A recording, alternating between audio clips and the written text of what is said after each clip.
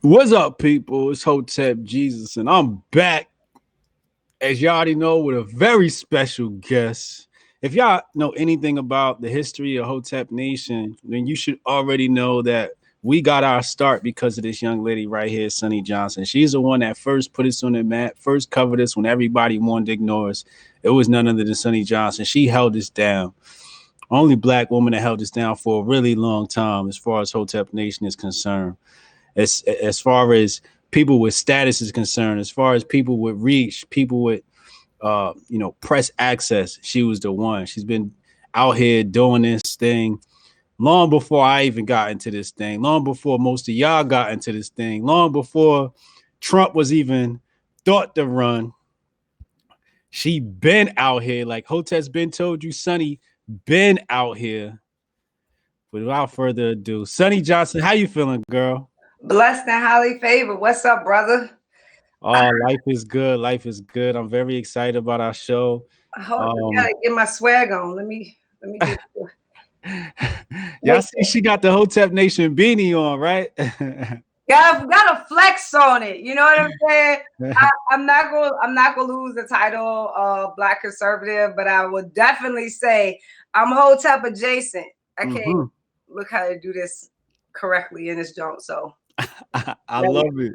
That's what we love, man. We love, the people that support us. I'm glad she rocking the beanie so y'all can see that tonight. It's mad love out here. You know what I mean?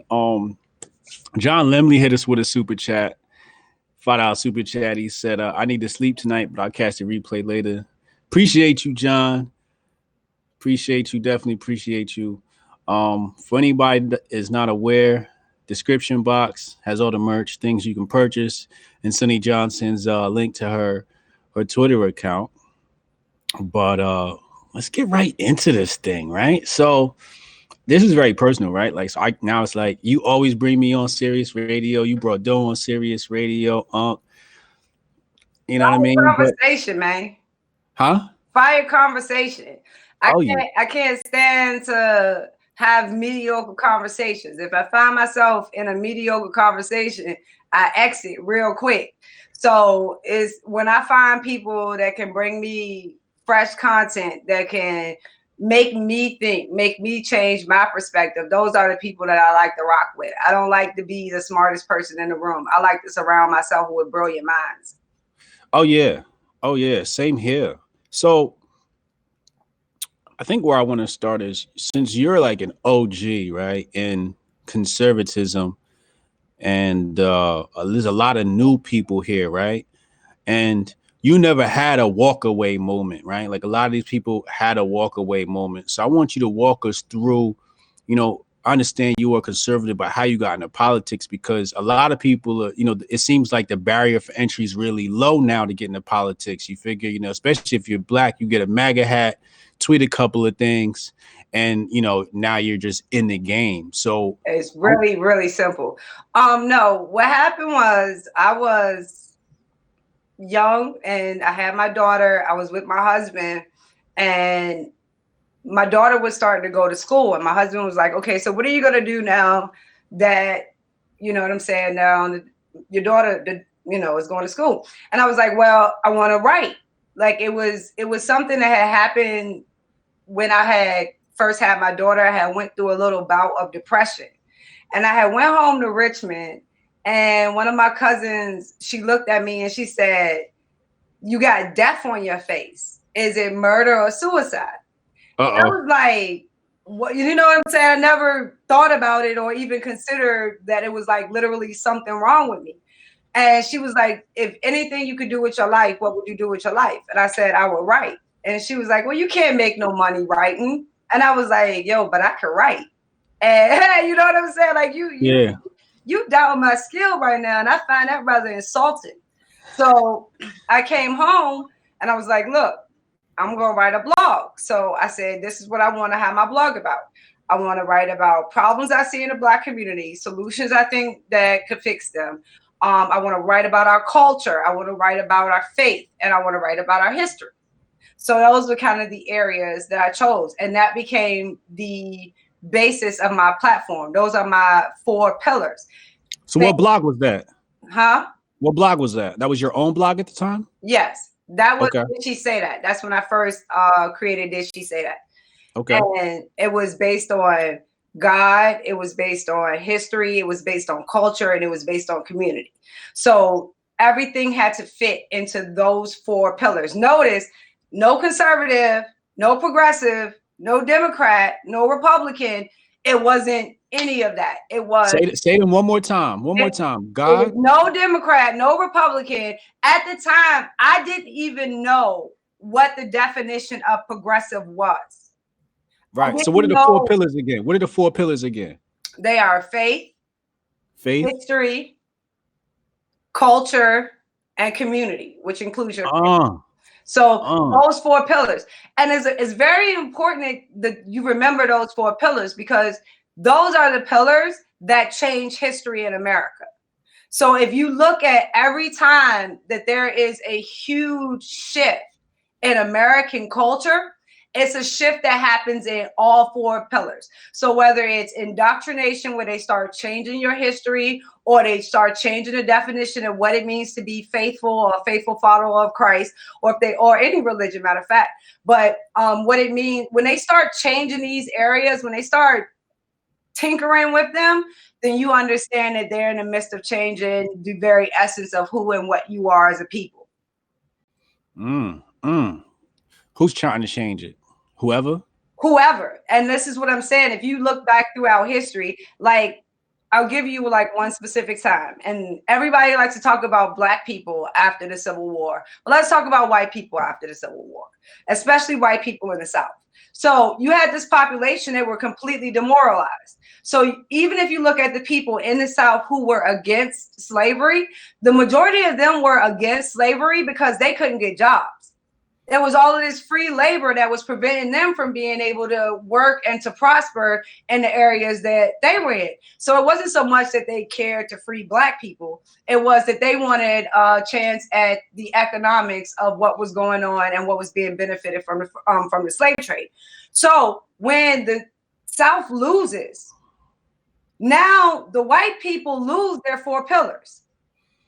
So they believed that slavery was sanctioned by God. Now that pillar is gone. They've had a community structure that has said that they stand superior to Black people, and that's the way that it should be. That's gone. They have historical records and statues and famous houses of all the great white generals, and that's gone. So every single aspect of what they had culturally wise, how they carried themselves, how they acted, as all of it was gone after the Civil War. So you had a very, very, very demoralized white population throughout the South. So when they came back in, Democrats got power, they realized that they had to rebuild that psyche of white people in the South. They had to strengthen it. They had to bring it back because it was in a decimated state. So they went to the churches, and the pastor from the pulpit started to preach about how we should forgive the Confederate soldiers, how we should understand their plight, how we should be forgiving to them and understanding to them. They started to rewrite histories with people like the Daughters of the Confederacy, and starting to put up statues that highlighted these generals instead of showing them to be traitors to the United States government. But, so they started going through all of the different pillars. They started culture. So they started having parades and reenactments of the Civil War. All of those things were to rebuild a population that had been decimated after the Civil War. So any group of people, any population of people, this goes to human nature. Any group of people, if you mess with their culture, if you mess with their faith, if you mess with their history, and if you mess with their community, you can reset the mentality of the entire population. And it has been shown to happen throughout history in the United States of America. So I want to walk through these pillars really fast because, when I wrote my marketing book, I had some pillars in there as well. So I think they're vital. What does faith mean to you when you say, does that mean God, Christianity? What does that mean? Faith means personal to me. Okay. It's your individual you. So for me, it's Christianity. I love Jesus Christ. He, through him, I am made righteous and complete. So I love Jesus Christ, but that's personal to me. Okay. I'm not a preacher. You know what I'm saying? I am a sinner that is going to sin again. Do not look to me for your redemption or your salvation. I am not here for that. But I will fall on my knees and pray for redemption and salvation. I will share with you my testimony of how God found me broken and weak and rebuilt me into somebody that could go in front of large crowds and speak my truth, unashamed, unafraid. I can do all of that. But when the personal comes in, when God needs to teach me a lesson about me, it's not necessarily for y'all.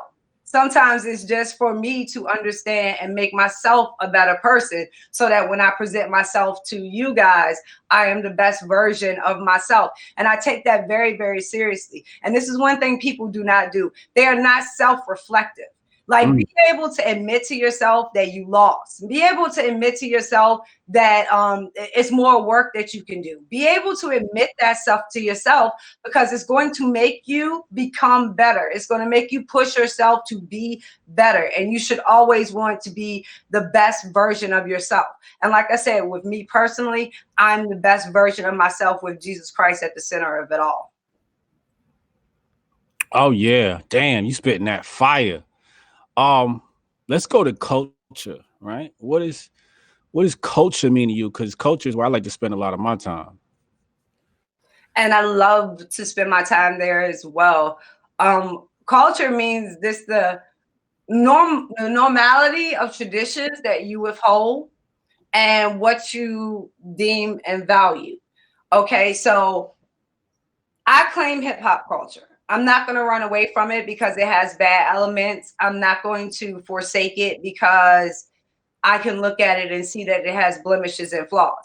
I was raised by hip hop culture. I didn't necessarily have the best role models as parents or as people structurally around me, but I first started to actually think things through from listening to lyrics, from everything Jay-Z to Jadakiss to Nas, Tupac coming up. Like, those people started making me think about concepts. You know what I'm saying? So it stopped being to me just something like, for real, I stopped listening to Bach tunes and, you know, the dances, you know, and now I'm a hardcore lyricist. You have to be a lyricist. You have to spit bars. And I think like the only exception I give is to like Drake and maybe some of the young ones. Like, I like the baby, and you know what I'm saying? He just, Yeah, you can't deny that man is proper. you, He just you can't. like you want It's to too buy. catchy. So Yeah. like I have to admit that, but I do know that there was a core group of people within culture that made me start to look at things differently. And especially when I first started to look at politics in general, it was during the Bush tax cuts. Now, if everybody goes back to that time period, that's when all of the rappers first started getting their own brands. So this was when you started seeing everybody come out with their own clothing label. They started buying alcohol. They started opening restaurants. That Bush money had everything flowing from them tax cuts, and money that's fluid, you know, goes to where it is appreciated. And you saw a lot of people in the Black community appreciating that money.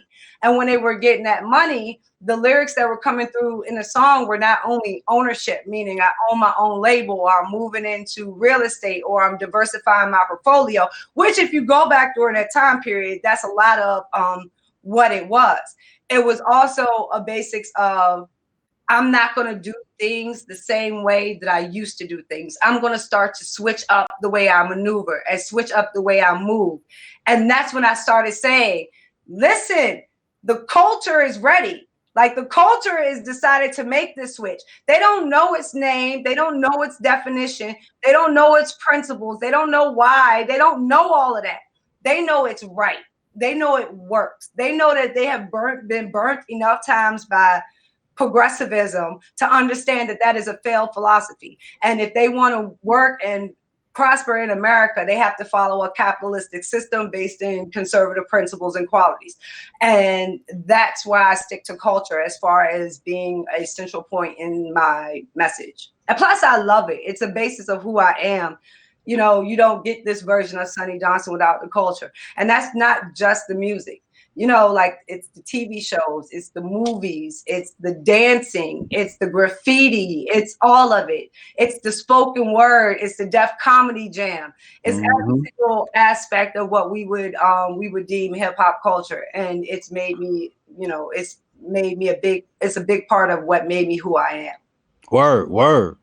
I just blasted that out to Instagram real quick. I put that on my story. So I rarely use Instagram, but I'm trying to, you know, I got a lot of people that follow me there for some reason. But so the other one is history, right? Now that's my passion. That's what I love. I love to study history. I'm always reading some history book about something. What does history mean to you? Right? Like, why did you choose that to be one of your pillars? Did you see something wrong? Did you see something? Okay, see, I'm gonna be truthful here. I didn't know shit. Okay. Honestly, I didn't know shit. So I had started a blog talk radio show like back in the day when I had first started. I remember. And Black History Month was rolling around. So I'm like, I do one show a week. So it's 4 weeks in February, 4 shows. Let's take Black history in America and break it up into 4 parts and do 1 part each week for a month. And I'm going to do it without white people. Okay. All right. So like, this was my whole thing. I'm going to do Black History Month without white people. Okay. What does that mean? Meaning, no, it's not going to be what white people did to us. It's not going to be white people subjugated us. White people did this. This person is a good person because this white person did this. No, it was just Black people doing what the fuck Black people do and succeeding at it. I like that. That's what I'm going to do. So I go and I start researching and I start putting things together. And I go back to the old, you know, just the old habits you're taught in the indoctrination camps they call public schools. So you pick a person and you go, this person was born on this date and they died on this day and they created this and they're famous for this and they're, you know. So I was like, that's kind of what I did. I went into that mode. So after the month was over, I was like, what the hell happened? Like, something is missing in this shit that don't make sense, because we were doing it here, we were doing it here, we were doing it, then all of a sudden that shit just dipped off. What the hell happened? And like, none of the excuses that I was presented with was painting me a picture of what the hell happened. So one day I was watching, actually, this is so funny. I was watching a Founding Fathers episode of Glenn Beck. Okay. And Glenn Beck starts to talk about Woodrow Wilson. Okay. Now remember, I didn't learn Black history without white people. Right. So he starts talking about Woodrow Wilson.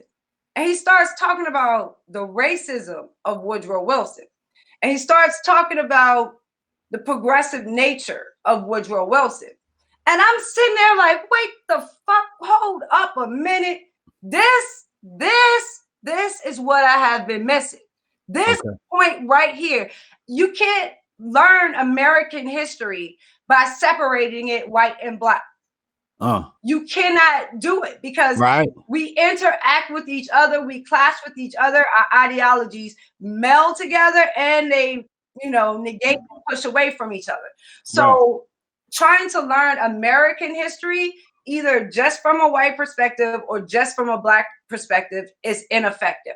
So I went and I started studying Woodrow Wilson, and I'm like, motherfucker, like this is the moment where everything starts to change. What happened? So Woodrow Wilson, in order to get into office, he started to woo the Blacks in the North. So I'm going to refer to them as the Black intellectuals. Some might call them the bulls, or, you know what I'm saying? They got all them kind of classifications for them. Me, I'm going to call them the Black intellectuals, because mostly they were highly educated Ivy League thinkers, you know, college. The black boule is what we would call them up here in Harlem, right? So he went and he started to woo them. And They were so enamored with him. And you have to kind of go back and understand what was going on. So after the Civil War, about 1890s, this nasty little strain started popping up in the Republican Party, and it was called lily white republicanism. The Republican Party of the day was trying to woo the white racist Southern people over to their side. And they had a coalition called the Blacks and Tans. So that was their mixed coalition that gave them the diversity that made the Republican Party in the first fucking place. But I digress. So they said, we want these people to come over. So in order for us to get them, we're going to have to start pushing Black people out. Because if we don't, then the Democrats are going to be like, they're just nigger lovers. They're just, you know what I'm saying? They're just this, they're just that. And they're going to use it against us. And it's going to make us hard for us to get this vote that we covet. We don't have to worry about the Black vote because the Democrats are the KKK. So we can treat the Blacks a little unfairly, but the Blacks are never going to run to the KKK. So we can get away with this if, you know what I'm saying, if we play it right. So they started to push Black people out. Okay. And the reason I wanted to make sure that's brought up is I don't blame the Black intellectuals at that time for thinking this way. So if you look at the Democrats and they're KKK, outright racist, hate you segregationists, and then you look at the Republicans and they're lily white, telling you you don't have a place in the party that you helped to create, the party that you fought a war with, you're no longer welcome there. I can't blame the people of that time for being like, you know what, fuck you and fuck you. I need another system.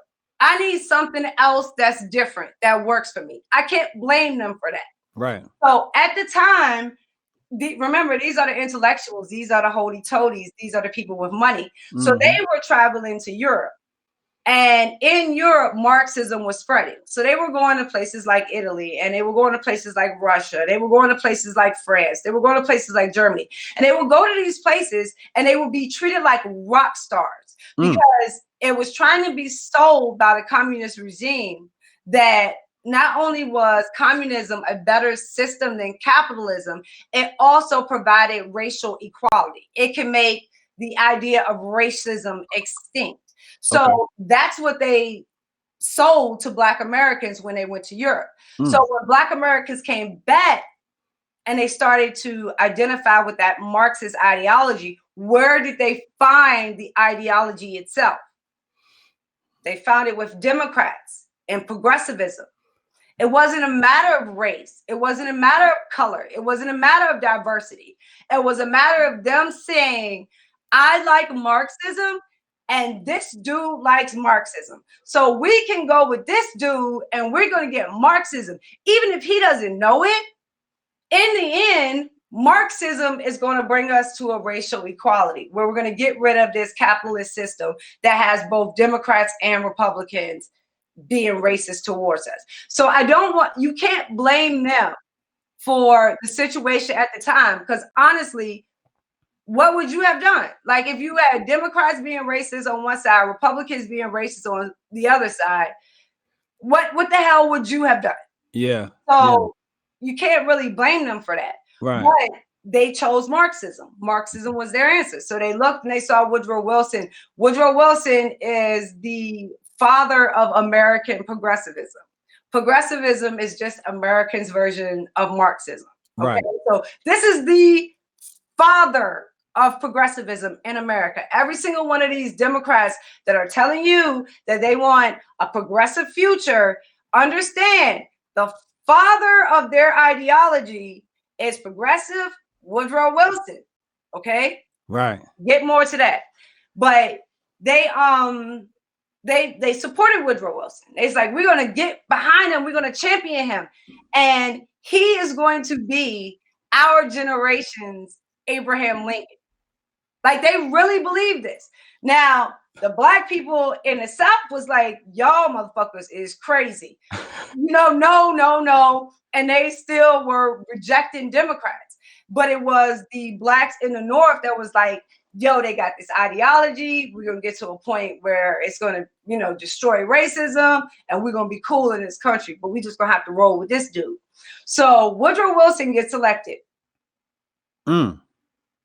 becomes president.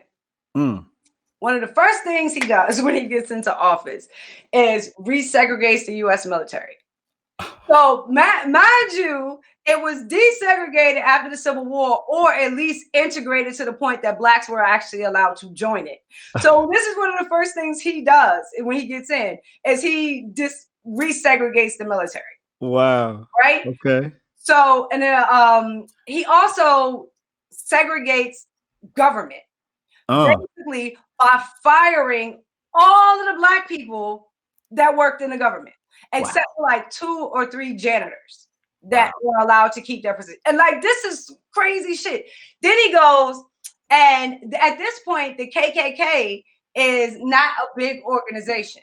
After the Civil War, the Republicans sent the army down and they wiped out a big bulk of the KKK. So while there were pockets that still stayed, they weren't a big organization that could actually move public opinion.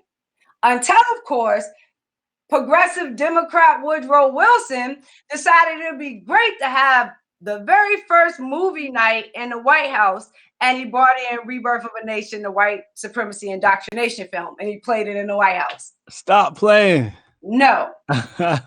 So basically, he came out and he said, we need to go to a segregationist system because segregation will benefit both black and whites. This is the president of the United States of America, Democrat progressive Woodrow Wilson, the father of progressivism, and don't you forget it.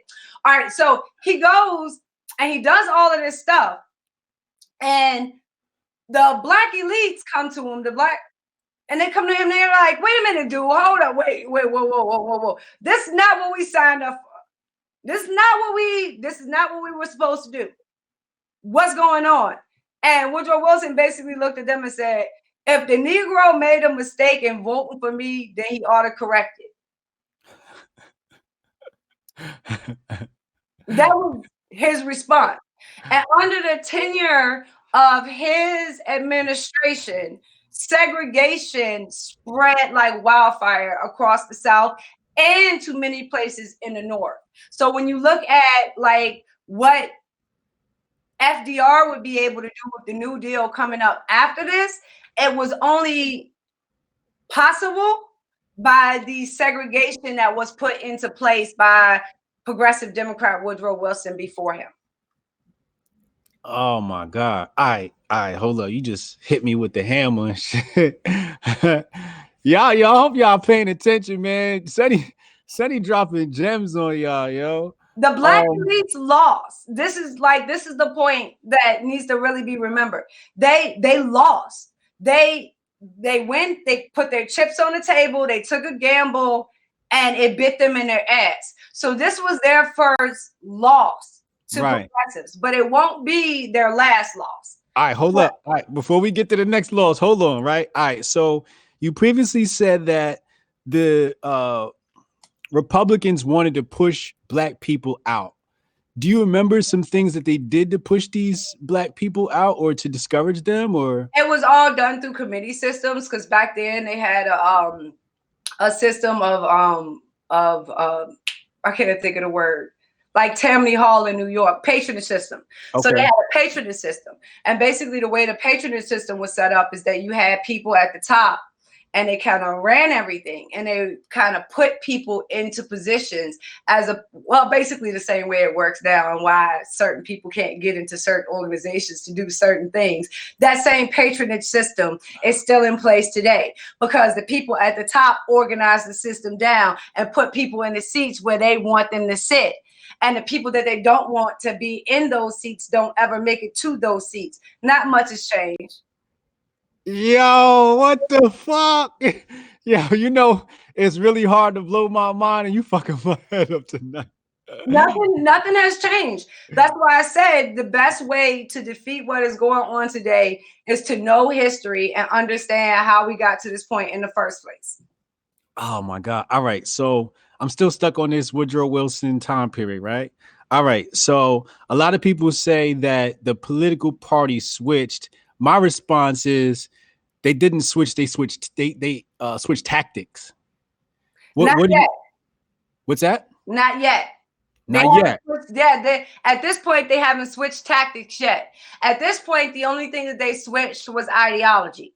So at this, like, so before that, you had the Democrats who were considered conservative, right? And you had the Okay. Republicans who were considered the radicals.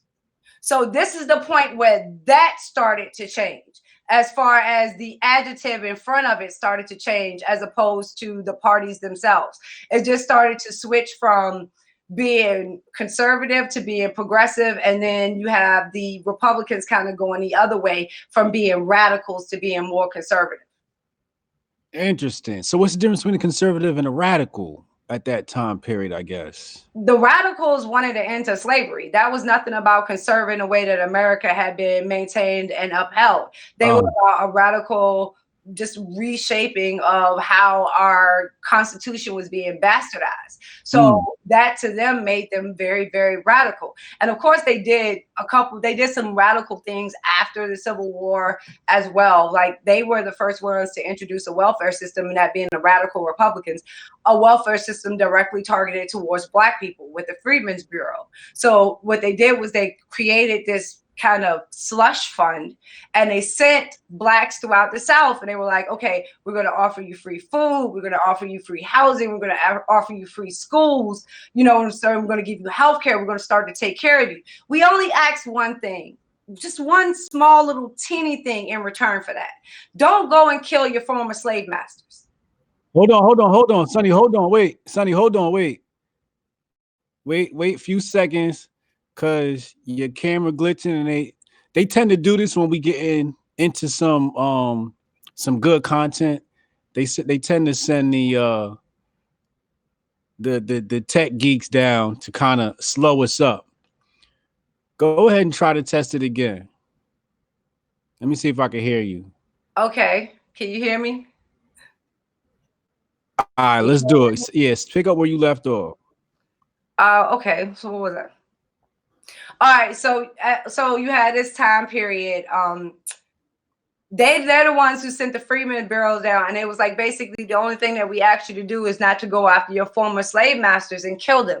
So like this is the entire story of how you get a Booker T. Washington, because the Freedmen's Bureau came to Booker T. Washington and was like, look, we have this money, we want you to go to Tuskegee, we want you to start this school, we're going to give you land, everything's going to be great. And Booker T. Washington was like, sure, I'll do it. He goes to Tuskegee. There's no land, there's no money, there's no students, there's no anything. So it just, you know, goes to show you again, socialism, Marxism, that kind of whole ideology being introduced in a different way. And the underlying purpose always being true, that you eventually run out of other people's money.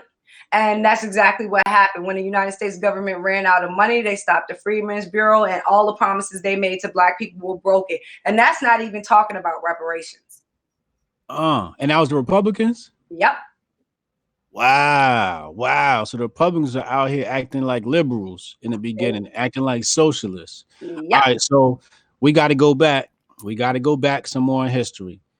What's the deal with, you said Black people were involved in the creation of the Republican Party?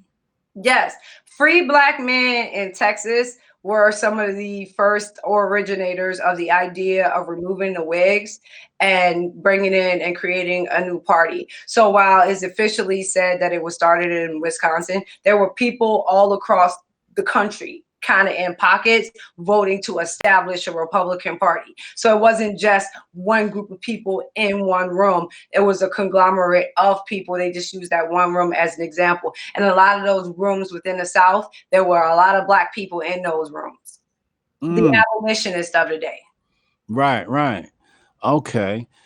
Interesting. So there's a lot of free blacks in the South, contrary to what people say. There were a whole conglomerate of free blacks that were self-sufficient, that yes, they had to deal with the racism of the day, but they also had guns and knew how to navigate what was going on in that area at the time. And you had a lot of those people even that were loyalists to the Confederate because they felt like they could protect and defend themselves. So F the entire fight. You know, they didn't even have to worry about the fight at all, because if you came and messed with them, you was gonna catch a hurting. So you had a lot of different makeups throughout the South. There wasn't just like, oh, every black person in the South was a slave. That wasn't the case, because there were some wealthy black slave owners who bought more than just their families. You know what I'm saying? And it was a diversity across the South. And as the migration started to happen, you would see that same diversity spread across the country. So then how did the blacks come to land in Congress? Because I know I've seen some pictures of black. They were appointed. Go and check. Okay, so after the Civil War, the Republican Party basically stripped all of the Democrats of their rights to vote. So they weren't allowed to vote. And basically they was like, hey, how about you go and be congressman of this place, or we're gonna hold an election and there's only X amount of people that are allowed to vote in that election, so of course you're going to be elected. So basically it was election by political power at the executive branch, and anyone who calls themselves a conservative should be against that. So it wasn't a fair election in any case, because the largest part of the population wasn't even allowed to vote. And a lot of the positions were assigned by executive order or from people in the federal government, instead of being elected by we the people. Kind of like a electoral college? No. Okay. Or like, hey, let's put a black person in his seat because we can. So just the people in a position of power basically made the rules up as they saw fit. Yep, and put people in power. And like, so this is why if you like go back, my compass during this time period, because he's such an extraordinary man, is Booker T.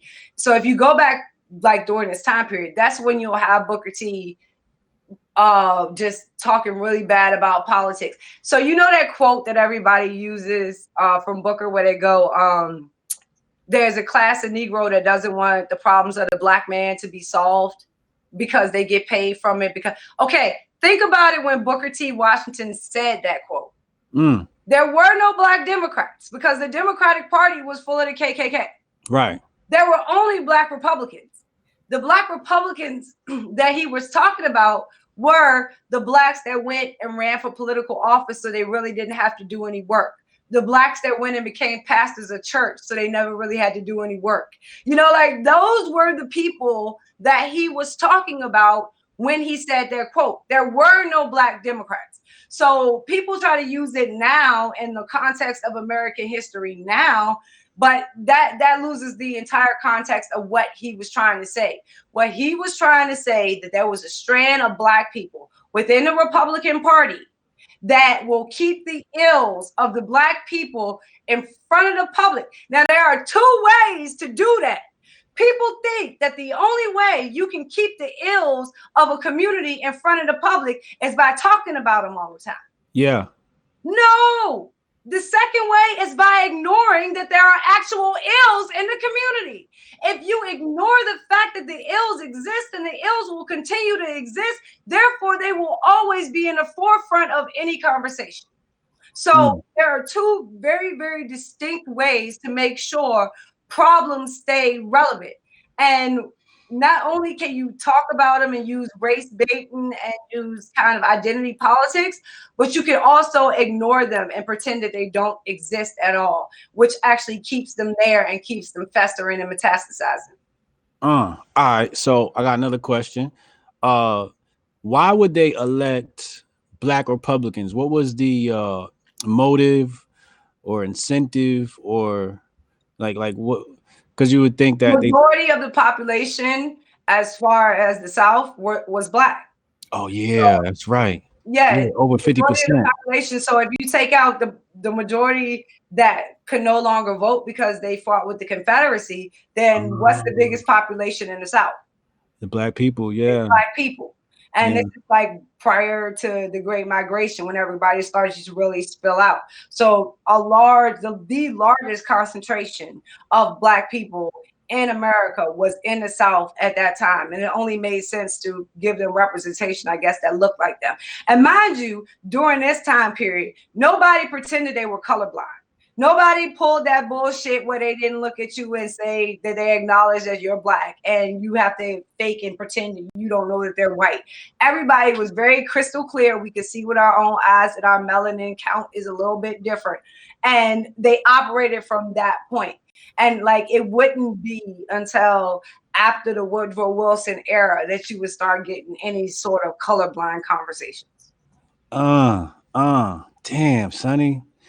Damn. Okay. So when we, sometimes today you'll have Black conservatives say, look, we got this picture of Black Republicans and da da da back in the day, part of the first team. And you notice how it goes up in, I think, about 1882 or something like that. Okay. All of them gone. Right. Everybody's gone. Right. You won't get another Black senator until you get Tim Scott, who is currently in right now. Right. Okay. So basically, I might be wrong about that, because I think we might have had what's his name, might have been a senator, a Black Republican senator.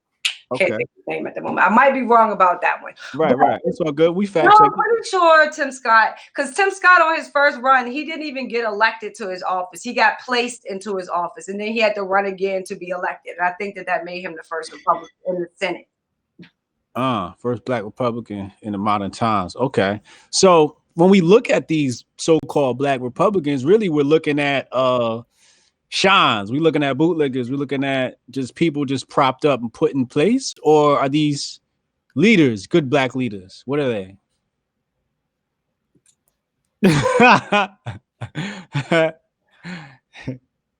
They put their certain Black people, let me put it this way. Certain Black people have certain experiences. Every Black person is not raised the way that I was raised. So some Black people were born into upper middle class. They were born rich. They grew up in white society their entire life. They're very, very, very comfortable in that surroundings. Those people will be comfortable in Republican and conservative circles. The people who grew up around majority Black people their entire life, learned our mannerisms, learned how we treat each other, how we respect each other, because everything, we move a little bit differently. No,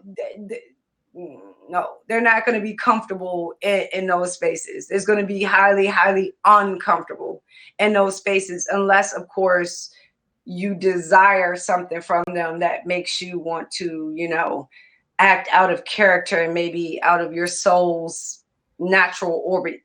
Yeah. All right, so that was my nice way of saying, yeah, you were right. I tried. I can be politically correct sometimes. I can work it out. You did that better than I could. So let's fast forward history. Let's go to the so-called party switch. Is it true, the party switch? Is it wrong? Is it more nuanced? Very much more nuanced. Okay. Much more nuanced. So walk us through that. So you come from Woodrow Wilson, and the Black intellectuals have their first defeat, right? So they get their ass kicked. Woodrow Wilson turns out to not be what they expect him to be. Okay. So they haven't given up on the ideology. They haven't given up on Marxism.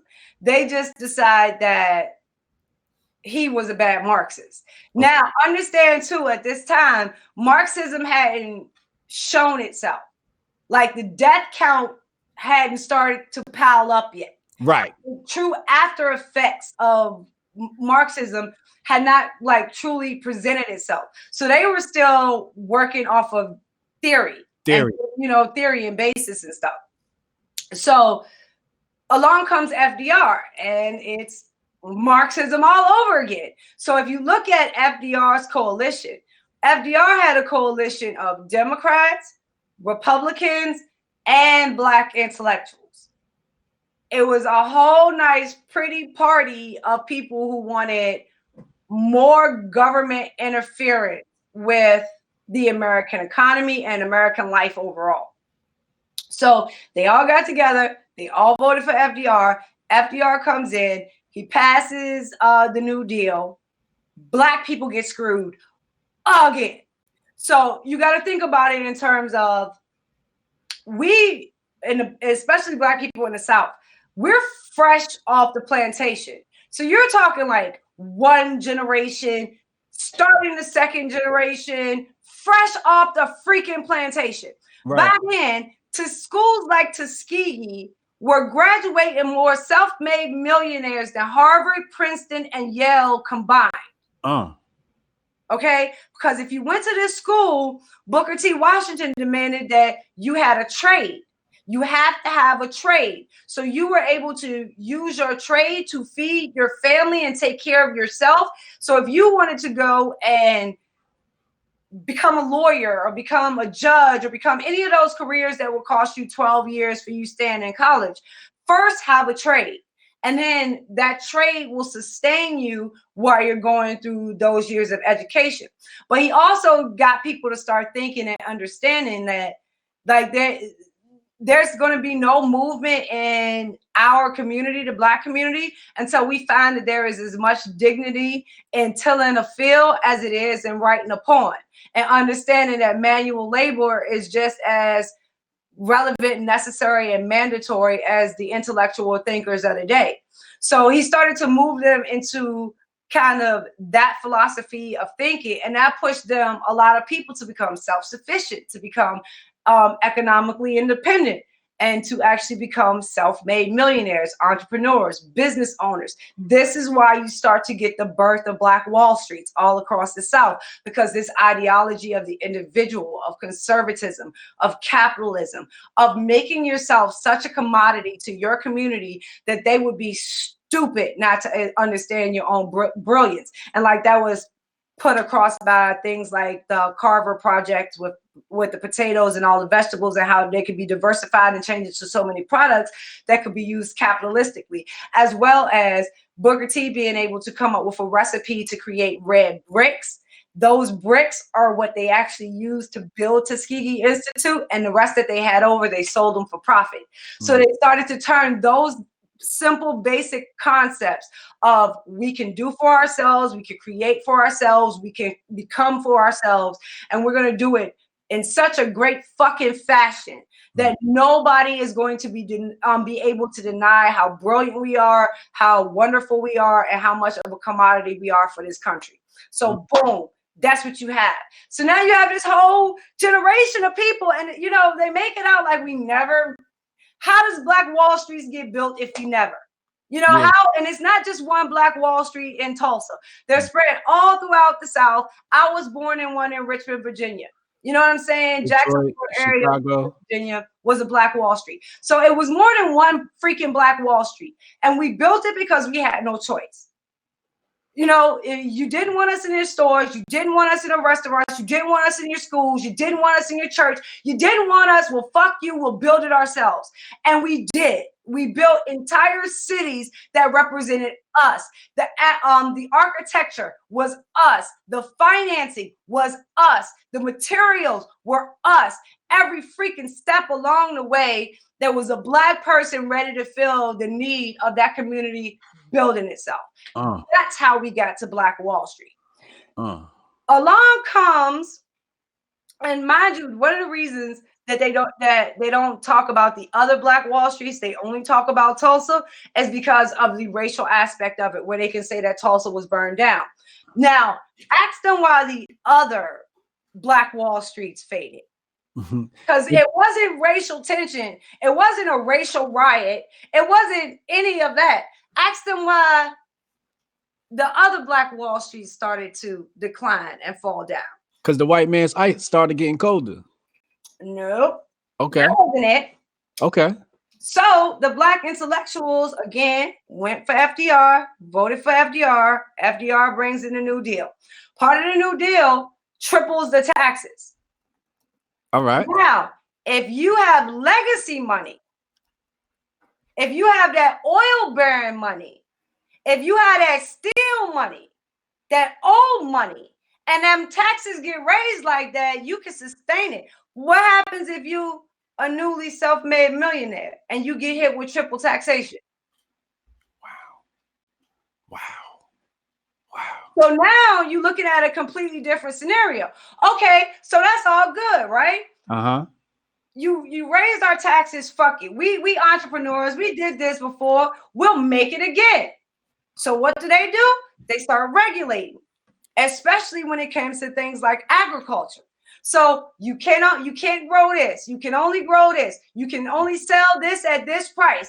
Too much of this has been grown, so you can no longer plant it, making farming nearly impossible, causing thousands of Black people across the South to lose their land, lose their farms because of this process of FDR. And in the northern states, you would see it start to really take effect in the idea of redlining.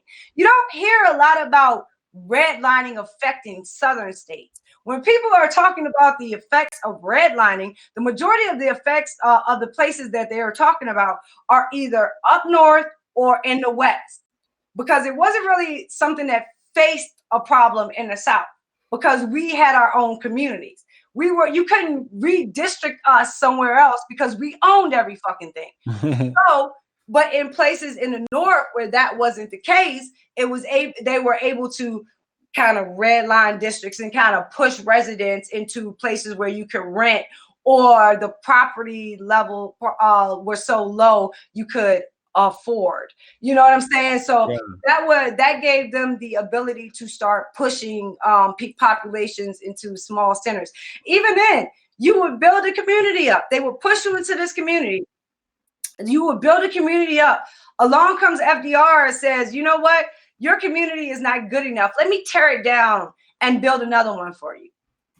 Okay, cool. So they go in, they tear it down and say, oops, we ran out of money, so we can't build another one. But what we're going to do is we're going to run a highway through here that's going to connect the people from the suburbs to the city. So now those jobs that you had access to by being in this area close to the city, you no longer have access to, but those people in the suburbs that are not in those red line districts, now they have easy access to drive in to take those jobs. Wow.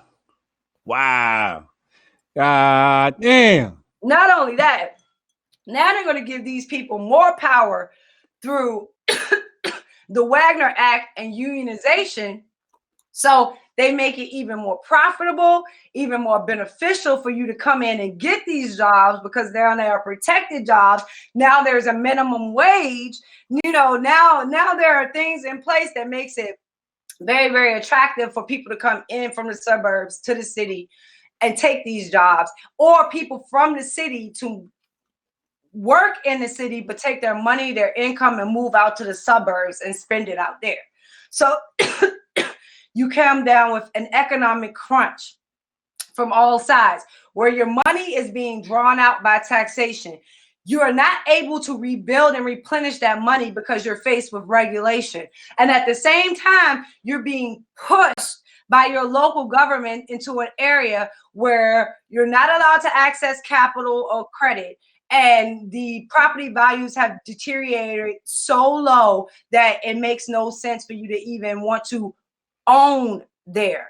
It becomes premises where people only rent, or what will become government housing down the line. All right, so Sam, I want you to take a break. I know you coughing and we need your voice for a little bit longer. Take a second to drink. I'm just going to cover some of these super chats and tell a quick story. So I was in Akron this week, and the guy I was with basically told me that in Akron, you can definitely tell at some point the Black community was pushed to one side of town because Akron at the time was known for its rubber making. All the tire companies were out there, like BF Goodrich and Goodyear and all these people, Michelin, etc. And he said was back in the day when these factories were functioning, you could actually smell the rubber on the black side of town. It was all pushed that side. So when Sonny's talking about here, I just heard about this week. So let me get in some of the super chats. Shaka Shakur, what up, homie? He says, Culture Wars, absolutely. Reaction PR says, great live stream. Just followed her on Twitter. Appreciate you. JP Hives, $20 super chat. Thank you. The true story of history is the study of drives, motives, intentions, results, and consequences. JS 999. He says, woke water still 2,500. Hey, it's me. How you been? What's up, homie? Long time no see. Chad 199 super chat. Salute to Sonnie. Shout out to Chad. That's the homie. You already know. Mark Newell. $2. Thank you. Reaction PR 199. Glitch agency has entered the chat glitch. You already know. JP Hives $22. He said the Republican Party started as a response of the Kansas-Nebraska Act of 1854, which authorized legal slavery in the western part of the U.S. Sonny, you want to respond to that? And the abolitionists started the party? Like, what part am I supposed to argue with? There you go. Blacks and Wealth, $5. I love Sonny J. Great show, Hotep Jesus. Thank you. Drew Sample. What's up, Drew? Shout out to the Hoteps. Sonny, thanks for coming on. Chad Lemoyne 199 says Sonny supporting Hotep Nation Knitcap. You already know. Drew Sample 199. Sonny, sorry, I spelled your name wrong. And Mary up for Mall of the Year, $10 super chat. Thanks for doing this, Hotep and Sonny. Just started following Sonny Sharp and Smart. Yeah, man, she's blowing my mind right now, man. She's taking me somewhere else. All right, so where we left off? Okay, so you basically have FDR and the New Deal. And the New Deal kills Black Wall Street. Kills Black Wall Street. This is where the destruction happens. This is also the first time a Democrat nearly wins the majority of the Black vote with FDR. How do you get the Black vote? Marxism. Oh, okay. So basically, at this point, you have to understand in the North, Blacks are free to vote. They can vote unrestricted. There's not really, the racism isn't rearing its head in the North yet. So they're pretty much able to vote. And in the South, Black people are being killed for trying to vote. They're getting poll taxes put on them. They're getting learning taxes put on them. Like everything possible for them to restrict them from accessing their right to vote is happening throughout the South. So a large part of the Southern Black vote was suppressed by the oppression of Democrats' control and power at that time. And so the large bulk of what was presented as the Black vote during that time basically came from the North, who had kind of adopted the ideology of Marxism. Oh, yeah. See, you're piecing this stuff all together in my head now. Okay. That totally makes sense. And then this is the time that the Black intellectuals realized they've been screwed twice. So they trusted Woodrow Wilson. He screwed them. They trusted FDR. FDR screws them. So now they're like, you know what? No, we're not going to do this anymore. We need power. And we need a large swath of it. Us in the North is not enough anymore. We need the entire Black population if we're going to do this. If we're going to make Democrats bow to us, if we're going to break this, if we're going to get our seat at the table of this Marxism, we need more Black people. So this is when, and during this time period, everybody talks about the Great Migration, about how Blacks left the South and started going north and going west. And a lot of Blacks went west. So if that is an interesting part of history, if you start to watch kind of the actions of some of the Blacks that went west. Anyway. Okay. We're going to come back to that. Anyway, so what they don't talk about when they talk about the migration from the South coming up north is the North going down south. The civil rights era was started by the Black intellectuals in the North.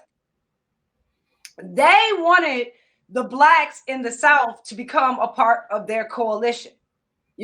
So it's kind of hard to make that happen when the Democrats are lynching you. Right. Democrats are segregating the schools. George Wallace is a Democrat. Segregation here, segregation now, segregation forever. So It's kind of hard to get the blacks in the South to buy in to supporting the ideology that is now present in the Democratic Party. So they're like, we have to crack the South.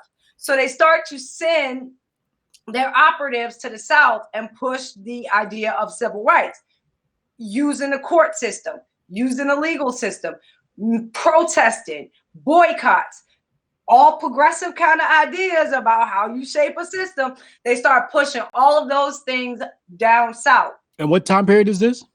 This is after the Civil War. I mean, after the New Deal. After the New Deal. Okay. After World War II, kind of in that time period. And this is when you get that really, really big push of civil rights throughout the South. Coming with the MLK and all of that. Yeah, it culminated in that, but it kind of starts before that. Right. But if you look at this period, why don't Dems claim this period as the switch period? Because this is the point where most blacks actually start supporting the Democratic Party, when most blacks actually start supporting Democrats. After this point, really, Republican Eisenhower, who was a Marxist as far as his ideology pertained, he was not a conservative Republican in that sense. He was very much in that Marxist ideology. He would be the only one to garner as much of the black vote as had previously happened after FDR. So you can look at the FDR time period as the time period where the switch happened. That's if you look at the switch, and this is always the trick question. When you say the switch happened, who are you talking about? Are you talking about when the white people switched back or when the black people switched to Democrat? Because both of those switches happen, and it doesn't mean they have to happen simultaneously, or you know what I'm saying, or concurrent with each other, because they don't. The first switch happens when the black Americans start going to the Democratic Party, not the other way around. So that's coming up during this time period from Woodrow Wilson when they got their ass kicked the first time into FDR where they got their ass kicked the second time. So basically, if you look at the civil rights movement, what it was a Democratic Party civil war. You had black elites who wanted their seat in the Democratic Party because they wanted to be next to Marxism. They wanted that ideology of progressivism, but they knew they had to fight the current occupants of that party. So that's what they did. So if you look at the civil rights era, where the hell are the Republicans? I can't remember them in that history. Where the hell are the Republicans? Remember now, the Republicans go from the party of Lincoln to the party of Reagan. So while we're talking about all of this, where the hell are the Republicans? I have no idea. There was no massive Republican uprising in the South to protect civil rights of black Americans. That shit didn't happen. The reason that the civil rights movement got active, got financed, and got motivated was because black elites and intellectuals from the North financed it, put their education to it, put their time into it, and put their energies into it. So if you look at it like that, this was actually black people fighting a civil war within the Democratic Party, and they won. So they got their ass kicked the first time. They got their ass kicked the second time. The third time, they said, we're going to go and we're going to get the blacks out the South. They go, they push civil rights passes. They got the blacks in the South. Then what happens? Oh, now all of a sudden, the Democratic Party becomes the party of civil rights. Now all of a sudden, the Democratic Party becomes the party of black people earn their damn spot in a Democratic Party. You don't have to like that they're there. You could have I wish like hell black people had never bought into the ideology. I wish like hell they had fought against it and stood fast against it. I wish like hell all of that had happened, but it didn't happen. What did happen is the black elites fought a civil war within the Democratic Party and they won. They won their seat in the Democratic Party. They won their representation in the Democratic Party. They won their voice in the Democratic Party. Republican Party, you have not had your civil war yet. Oh my God. Hold on, Sonnie. Hold on. You hit me with too much. Hold up. All right. So technically what I'm hearing is there is no party switch. There is a people switch. Yep. An ideological switch. There is not a party switch. There's an ideological switch. Now in the 60s, that's where you get the tactic switch. You know what I'm saying? The tactic switch hadn't happened yet. That's why they were fighting. That's why you had this battle going on. That tactic switch hadn't happened yet. In the 60s is where you get that tactic switch. So they were telling us like they were passing gun laws to stop blacks from being able to defend themselves. Who? Democrats? Yeah. Wow. Yeah, they were passing gun laws to be able to stop black people from the very first federal legislation. Gun law was passed by FDR, Democrat progressive FDR, at the federal level. So they were trying to disarm us, and they changed that messaging from disarming us to if we can even save one life. If we can save one life, we need to pass gun control. They switched the messaging. So before Planned Parenthood was eugenics, they weren't scared to be called eugenicists. They were proud of it. It was something they wore with a badge of honor. Now all of a sudden, it's a woman's choice. It's a woman's body. They changed the way that it was being displayed. And it just goes down the line. Even if you look at the unions at the time, back in the day, it was two different unions. It was AFL and it was the CIO. The AFL was the white group that had all the power under the Wagner Act. Once the Supreme Court struck down the power and the power of the Wagner Act was cut, the enrollment rates of the AFL started to drop. Now, all of a sudden, the AFL is like, hey, if we really want the power that we deserve, we got to make friends with these people. Let's join up with the CIO, which is basically a very mixed union of black steel workers, railroad workers, and the like. And now you mix it together. Go look at the AFL-CIO patch. It is literally a black hand and a white hand claps together, showing the integration that they made in the 60s when they started changing their message. Every single thing about it, message-wise, they started to switch from the old system they had put in place that wasn't ashamed of racism, wasn't afraid to flaunt it, and now they just changed all of the arguments into something new and more palatable, including going after our education system and starting the Department of Education, where they now control total indoctrination and history and how it's taught. So everything that they did before and prior to that time, they are now the stewards of as they present history to America's youth. God damn. Shit. Yo, so I'm writing a book I'm releasing next year, and I got to tell you right now, you're in it, right? Because I'm going to have to use this as study materials. I'm glad we had this talk. It would have been a whole piece I would have missed out of my book. We got a couple of super chats I'm reading, and we're going to get back into this. Jeffrey Charles says, Black Putin wants more of these convos, please. Chad Lemoyne, $4.99. It always starts and ends with the intellectuals, the salespeople for Marxism. Somebody has to convince people losing freedom and agency is good for them. Yep. Chad Lemoyne, $1.99. Do we have to kiss Sonny's ring now? Boss level. Yes, we do. Oh my God. The flex is incredible. I just like having fire conversations. That's all. Oh man. All right. So FDR's New Deal. After FDR's New Deal comes LBJ. Yeah. Go ahead. Hold on now. Go ahead. Go take a drink. No. Okay. So first you get the party switch.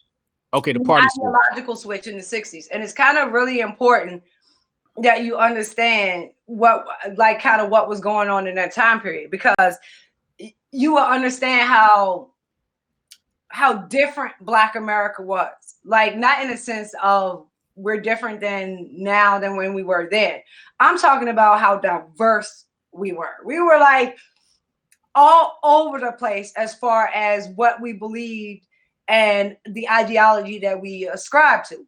So there was no echo chamber. There was no echo chamber. Okay. So basically, you have 4 groups of people. You know what I'm saying? You had Black Christians that followed the MLK type. So when MLK was assassinated, then they started following the John Lewises and, you know, that whole people that sustained the civil rights era. Then you had, of course, the people who were kind of Muslim persuasion, and they were following Malcolm X. And, you know, they went on and they started following Farrakhan and those likes. Then you had the more radical elements that were really, really hardcore Marxists. So if you go and you read, you know, some of the early Panther stuff and their 10-point plan and how they put it together, it's all based on a basically system of Marxism. They fiddle with it a little bit, but it's basically the tenets of it. So now you have the Christians going with MLK. You got the Muslims, you know, going with Malcolm X. You got the radicals going with Huey Newton. And then there's this other group. They don't want to talk about race. They don't give a fuck about race. They don't care to be in this conversation. They want to work. They want to send their kids to school. They want to pay for their house. They want to be conservatives. They just want to live free, independent lives in America and just be good with that. They had no representative because Republicans weren't like, yeah, let's actually build some shit with the Black community. Right. So that's when you got people like Jackie Robinson that was coming out like, Republican Party, what the hell is wrong with you? Like, why are you ignoring us? Why are you treating us? You are turning into the very thing you said you would never be or never materialize into. So that 4th group, that conservative group of Black America was left unrepresented. And I think to this day, we are still, as far as mainstream politics are concerned, we are still unrepresented. Like, you want to put Walter Williams in there, you want to put Tom. No, because we never bought into them. We never ascribed to them. We were never a part of that. So you could do it as a white person liking that aspect of history. But what I am telling you is after the 64 period, which actually 67 was a more consequential year if you looked at everything that was formed in that year, from Black liberation theology to, like, so much happened in 67 as opposed to 64 as far as Black organization was concerned, that became the time period where Black conservatives were left in the dust, and you really don't hear too much from us after the fact. What's this disconnect with Thomas Sowell and Walter Williams? Is it their doing, our doing? Is it just they kind of that they weren't writing for us? I don't think, in my opinion, they weren't writing for us. And this is kind of one of the things that I've learned being with conservatives and Republicans for so long. You have to choose an audience. I cannot write something and think that I can successfully write it where it will target Black people and white conservatives. It is impossible to do it because we are at such a wide disparity at how we're looking at things, how we view things, how we see history, how we relate to each other. It is just at such a wide point that I realized very, very often I would have to decide which audience I was talking to at the time. So I would have to know my audience before I put my content out, because I would have to phrase it depending on who my audience was. And that's why I never talk about Thomas Sowell. I never talk about Walter Williams. I never talk about any of those people, because as soon as you do, then white conservatives get happy. Like, oh my God, we have something in common. Yay, cotton candy. And I'm like, no. You got it completely twisted. And me and you are about to have a bad conversation because you're going to say some stupid shit. And when I, bite your head off for being stupid, you're going to be mad at me, and I'm going to be racist, and I'm going to be, all those things. Yeah. I don't have time for that conversation. I'm really tired of it, actually. So, but yeah. What does that conversation look like? What, like, when they you know exactly what that conversation is. Are you trying to say there's no place in conservatism for quote unquote Black people like us? I'm at Breitbart, so I will say that. That's I'm here, and it's not going to be many other places that would put someone like me in a place to actually speak and be a voice and a representative. And I don't see that on the right. So it looks like we got like the Democrats fought, the Black Democrats fought to get in the spot in the Democrats. It hasn't had a civil war. It hasn't had its stand up moment where we really face off with the party about what it stands for. And it's really hard to even say that you want to have that moment, because at least the Democrats were kind of agreeing upon Marxism. Like the elites of the Republican Party can't even agree on liberty, freedom, and freaking capitalism. So how the hell are we supposed to like try to fight you for the clarity of our principle when you don't even hold those damn principles yourself? Right. So I look at the Republican Party, and it is steeped in Black history. You know what I'm saying? So if you go back and you study the great Blacks in America, you will find the bulk and majority of them have been Black Republicans. It's hands down without question that is the case. Especially barring just the last, say, 30, 40 years. But that is only represented in the idea of the individual, meaning those individual Blacks succeeded. They did the great things. They did the work. It wasn't based on them being a part of a political party. They believed in the ideology itself, the principles itself. And you had a lot of people that would stand on that, even if they didn't like the overall apparatus of the party. And it took me about 6 years to really see it clearly and understand what was wrong with it and why it wasn't beneficial for Black people right now. All right, so I want to know what conservatism is, right? Because there's a huge confusion of what conservative. I see people all the time argue and say, "Oh, you don't have to be this to be a conservative. You don't have to be that to be a conservative." And then, now we have quote unquote grifters who are, moving the Overton window, et cetera, et cetera. So, can you educate me on, what is conservatism and what are these values that we're supposed to stick by? Okay, so first and foremost, I would say is the idea of the individual. It comes down to the basics of everything. You are the first government. You are a government of yourself. You are a government of your surroundings. You are a government of your emotions, how you react. You, individual, you are first, and you are to be protected. Your rights are to be protected. They are to be defended. Everybody else has their rights, but their rights must stop at your nose. And that's basically what it is, that underlying principle and idea that the individual matters. And if you can give a person the individual motivation to do something great with their lives, the individual shows up. So it's not the government that shows up. It's not the school system that shows up. It's not the individual shows up. They put their talent to use. They succeed. And that individual person needs to be protected first and foremost at all costs, and especially from government. So that's like the first tenet of it. Is just. So does that mean that, I identify as female today, I go above I come before the group? What do you mean? Oh no, this was all when rational people were just rational. Like that shit is irrational. And when you want to start bringing intersectionality and that shit into a conversation where two rational people should be able to say, hey, left, right, let's just stick with that. And then motherfucker like, no, east and west. That's not what we were talking about. We said left or right. Let's stay on the conversation. So it was never put into that spectrum where that was part of the conversation, because we just operated off of logic. Okay. All right. So then what's the next principle of conservatism? After you had the idea of the individual, you have the idea of the family. So the family is the second unit. Uh-oh. It's always your first unit is yourself, and it has to be primary.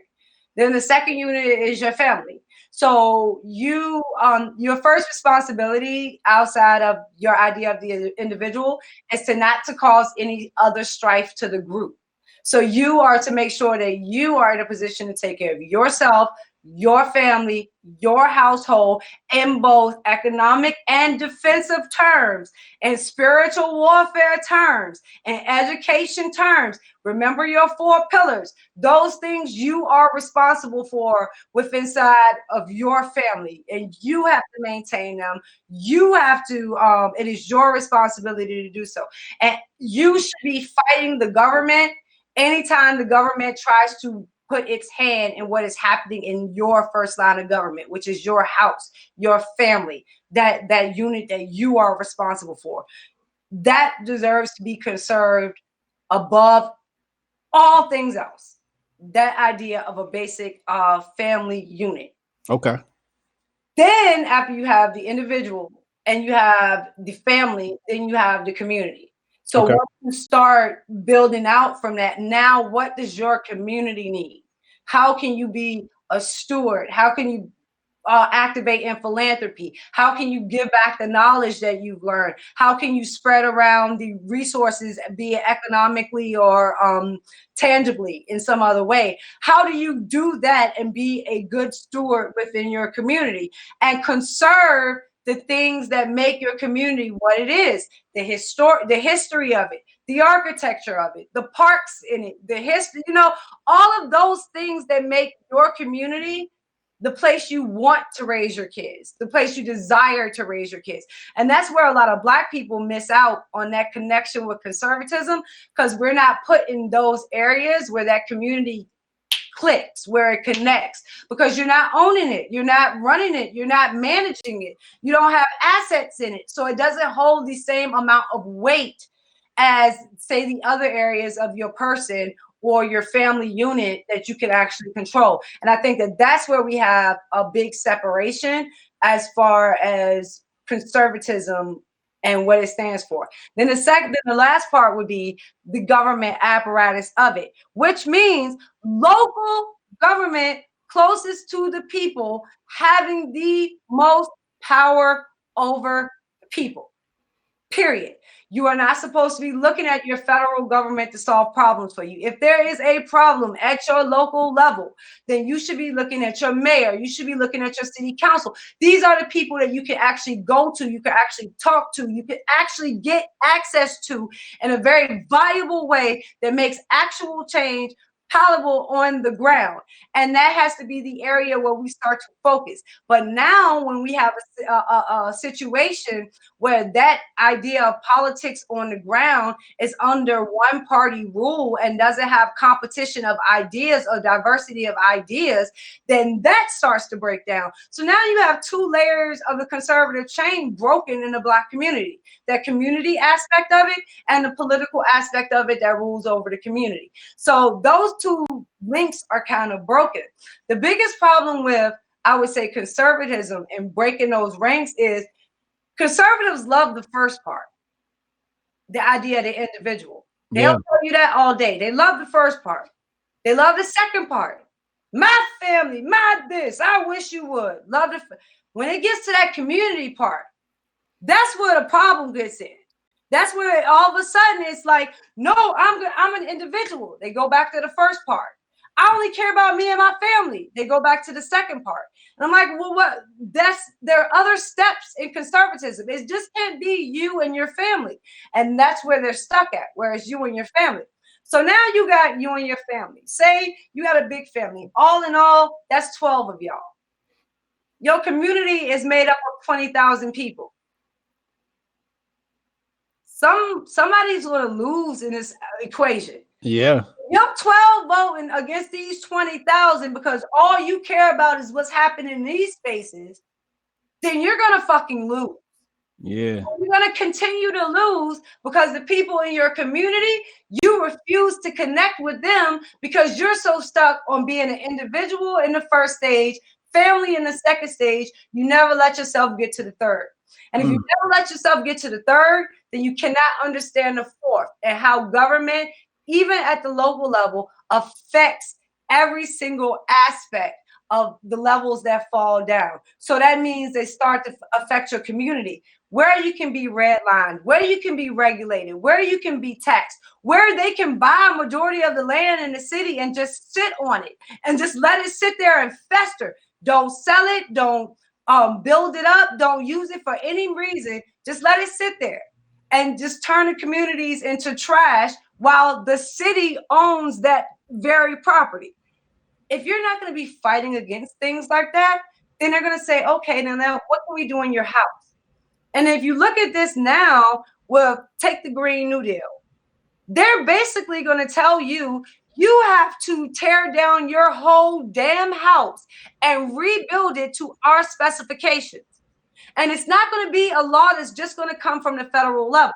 Once they pass it at the federal level, it's going to sink down to every single level of government afterwards if you don't stop it. And that's why you see a lot of people in Virginia now, all of a sudden, wanting to talk about gun laws.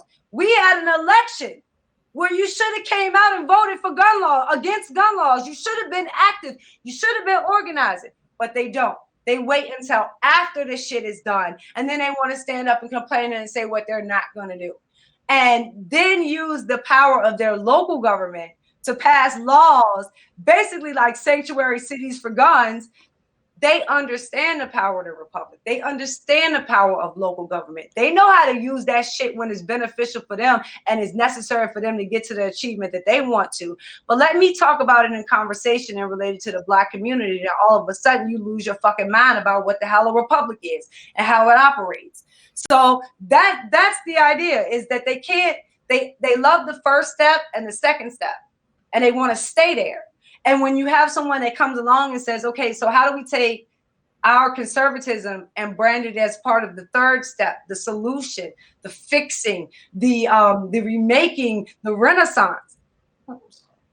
What the fuck would I talk to you about that for? I don't know. Black people slaves. That's what the conversation becomes, because they have no connection to the community. They have no idea about the conflicts between the community and the localized government and why that conflict exists, the history of it, the real true effects of it financially, detrimentally to the Black psyche, the Black education system, the Black economic system, and just how we look at and see and treat each other as well became a large like detrimental part of all of this playing in Black communities by community organizing and social configurations that these federal government people like to do, especially those who claim to be progressives. Y'all really need to understand what that word progressive means. What the hell do you think they're progressing you towards? Someone like at some point, a progressive has to give you a destination. Ask a progressive what the fuck is their destination. Most of them are not going to tell you. And the reason they're not going to tell you is they don't intend you to be there when it actually happens. Woo! Woo! Woo! That's a good moment to get into these super chats. Somebody says, Sonnie speaking at HOTEPCon. This is fire. Yes, we will have Sonnie at HOTEPCon. Rain, heat, sleet, hail, snow. She will be there. Carmelia, Hotep Jesus, thanks for bringing Sonnie on. Maybe this could be the regular. Sonnie, thanks for dropping the history wisdom. Do you have a recommended reading list? We'll get into that. Black Mountain Hotep, $5. Super chat. Sonnie Johnson, you're hitting all the right buttons. Yes. Daniel Koch, how can we help people like Dinesh D'Souza get the messaging right on this? No, actually, I have a funny one about that.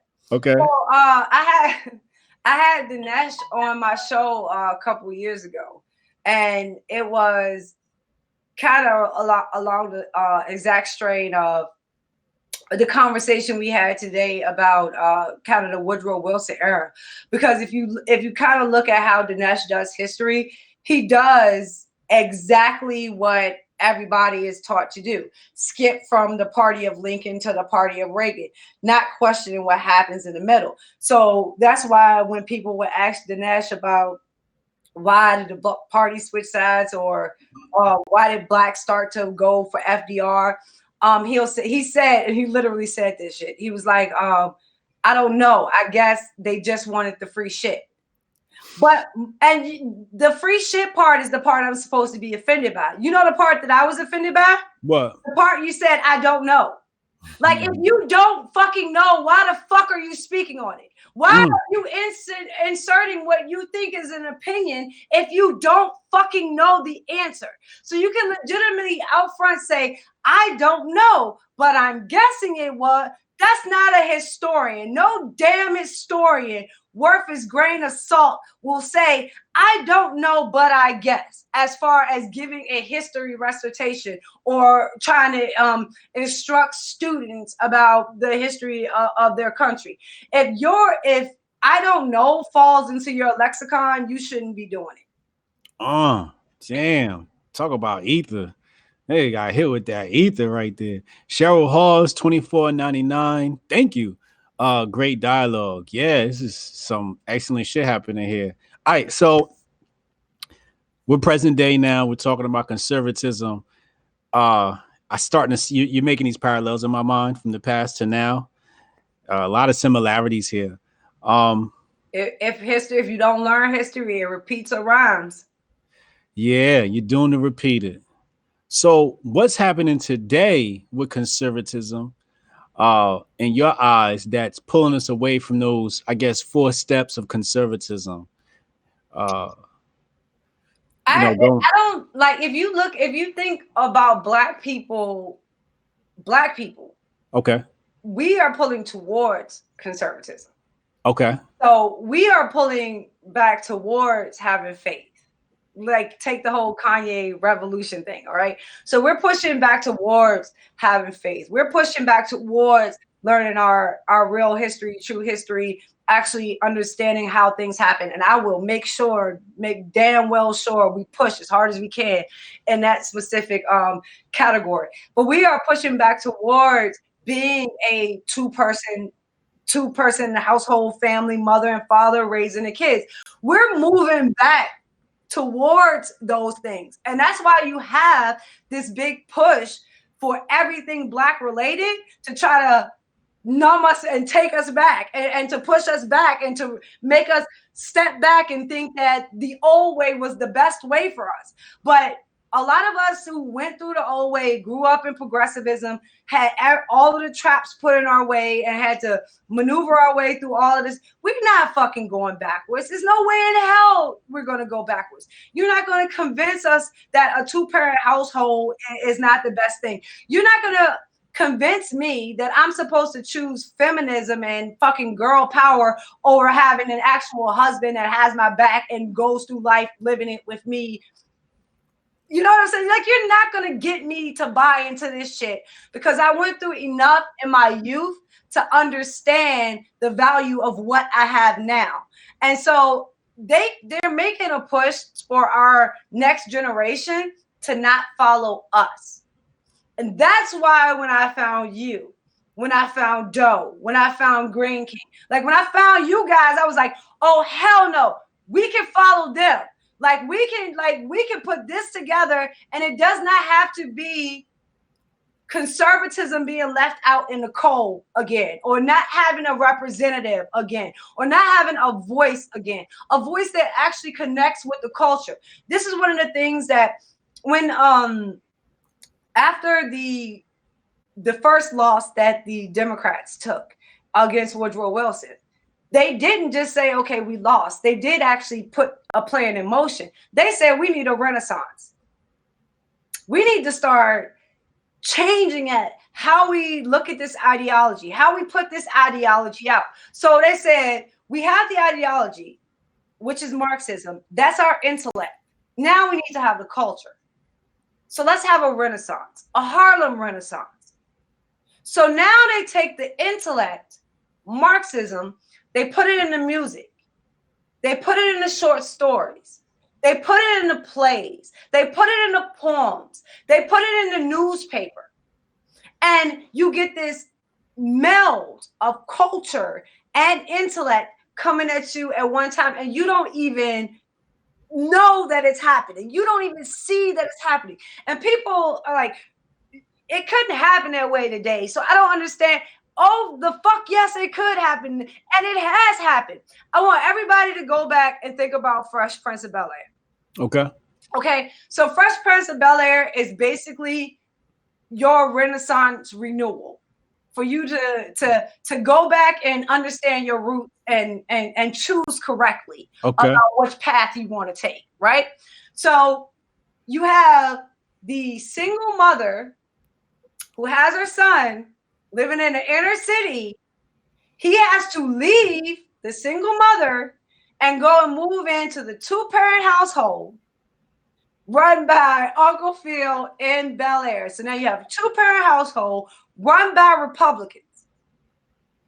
Uncle Phil was an outright Republican. They mentioned his party on the show. Okay. Two-parent household run by a Republican. Now you have Will. Will stands in opposition to everything that they are. Right. They're devoid of the culture. They have no idea of Black, idiosyncrasies. They don't share our cultural buzz and stuff. So he is the pushback of everything that they are. And then you have Carlton. And Carlton is the white Republican, no culture, wears the vest, does the stupid dance. And he is a member of the Young Republicans. So there's your stereotype. Which one are you? Then you have Ashley, who is looking at her older brother and looking at Will and trying to decide who she wants to be. Right. And she attaches to Will. Right. So now she wants to drop out of private school. She wants to go to public school. She wants to do, you know what I'm saying? And it's all about you looking at these two people. Who are you? Which Black person will say I'm Carlton? Now, we all want the money aspect of what Carlton looks, the intellectual aspect of how Carlton moves. The kind of is things about Carlton that we love. Yeah. So give us a choice about who we are. Who are we going to pick? Will. Every damn time. Right. And this becomes your refresher course as to why, even if you see some things in Carlton that you love, why you would stick with Will and why you wouldn't look at a Republican in that light, because you could always remember that you have Will as an option over here. And it's just a big microcosm put into cultural terms of lessons that they want to reinforce to you over and over and over again. And so that's where you have at the end, Carlton goes off to school, successful Republican, Democrat. Will still struggling, still can't figure out what he want to do, how he want to move, couldn't get married, lost. The stereotype sets itself for you. And I can go through so many TV shows like that. Like if you look at The Game on WB, the football game, right? Yeah. So look at The Game. That show was put out by Kelsey Grammer. If you don't know, Kelsey Grammer is a Republican, a conservative. He's the same guy that put out Girlfriends. Girlfriends, hugely popular thing with Girlfriends. Okay. Look at the characters of Girlfriends. They're all based off of a conservative kind of model set of what it means to be women, except for Joan. Okay. So all of the other ones, and in some aspects, even when you look at the crazy one, I think her name was Lynn. It was the idea of the individual, the free spirit, the mover, the person who understands and goes with their circumstances or whatever. But if you look at The Game was a prototype of 4 different conservative Black men. Mm. So you have the high roller, the young rookie, the high roller who believes in God, is trying to stick to his path, wants to get married, wants to do things the right way, falls short. You have the other one who is money-centric, hungry, capitalist, pinches every penny. You know what I'm saying? Making sure. Then you have the grinder who goes out, who makes things happen, who puts deals here and tries to make entrepreneurial moves here. Each one of them was a representation of a Black conservative man. There were no progressive Black men amongst the cast of The Game until Kelsey stopped directing it.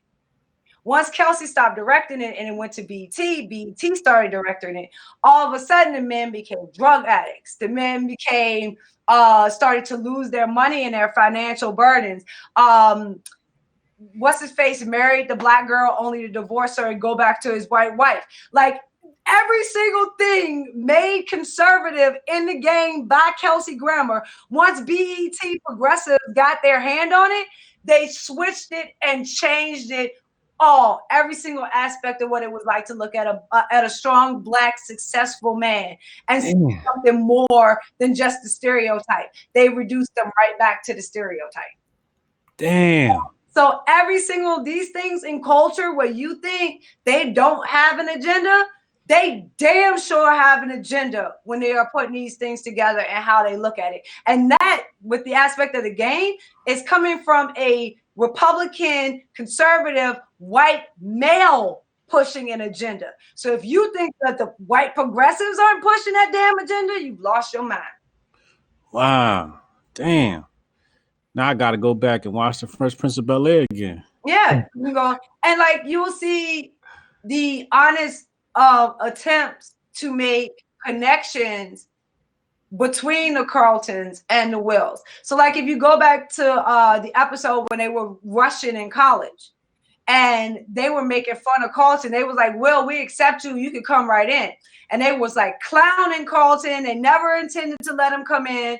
They just made fun of him and picked on him. And then Uncle Phil comes in and he's like, why would we treat each other like this? Why would we, knowing everything that we've been through, why would we put ourselves in a position to treat each other like this and to go through this? So it was a lot of really not just bad social justice stuff put in there. They put really good stuff in there as well. Like, so that's kind of one aspect of it as well. It's not all bad. If it was all bad, we wouldn't buy into it. Yeah, I feel like. So they have to just layer it in just enough for you to look at it and to kind of like, I never knew that Color Purple was a feminist movie. Like it's been my favorite movie like since I was 12. I never knew it was a fucking feminist movie. I never looked at it like every fucking man in Color Purple is a bastard. Yes. Every single one of them. Like the only one that gets slightly any kind of credence is like Buster Brown, the one that brought Sophia to the joint. But like every other male is like a bastard character. And I never looked at it in that lens until I got old enough to start saying, okay, these people have an agenda. This is how they want us to look at Black men. They want us to look at Black men like they're violent, like they're abusive, like they want to hurt us, they want to break us, they want to demean us in any way, shape, form they can possibly. And look at this whole generation of feminists that grew up on that movie. Yeah.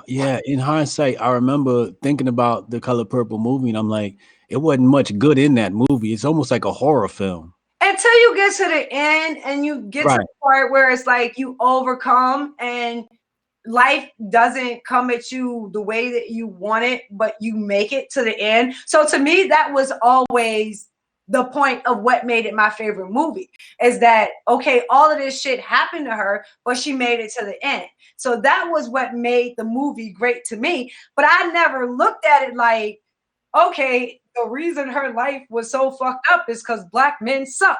I never viewed it like that was what they were trying to push across and kind of put out there, even more so than any other message that was trying to be delivered. Right. We're gonna slide into some super chats real quick. Cheryl Hawes, $24.99, great dialogue. Thank you. Cameron Erlin, love this chat. Following Booker T's teaching, mastering my trade in illustration. Y'all make me want to open up a Hotep animation studio and be the propaganda arm of Black culture. Thanks for the motivation. Yeah, we need that. T West, glad I tuned in tonight. Gonna rewatch this and do research this weekend. Yeah, I got a lot of research, man, to do. I thought I had my points of research, and Sonnie came and just fucked my whole shit up. God damn. Look, like this is, and as far as like, I know we was gonna get to the reading list and stuff, but this is my challenge. Okay.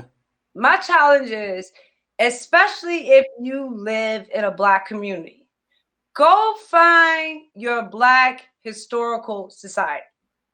Okay, go every community. if you have a big bulk of Black people in your community, there is more than likely a Black historical society in your community. That Black historical society is going to be filled with the names that I guess you would say history forgot. And these are going to be the people that actually did the work. These are the people that will never be given credit for because they weren't marching, they weren't protesting, they weren't made into civil rights icons and that kind of bullshit. No, they were architects, they were mothers that opened orphanages for the kids to come in who had no parents. They were just regular Black people that became champions in their neighborhoods. And they are the people that history forgot because we let them be forgotten. So if you go to, especially if you live in a Black community, go find your Black historical society and learn about the people who walk the same damn streets that you walk right now. And a situation that was, I can promise you, 20, 30 times worse than the one you are facing right now. And learn how they walk with their head high. Learn how they built in the face. White supremacy never beat us in this fucking country. People need to understand that. When white supremacy showed itself, we said, okay, we'll build. We built our own shit. Every single time it showed itself, we became the people who said, you don't have to do it for us. We can do it for ourselves.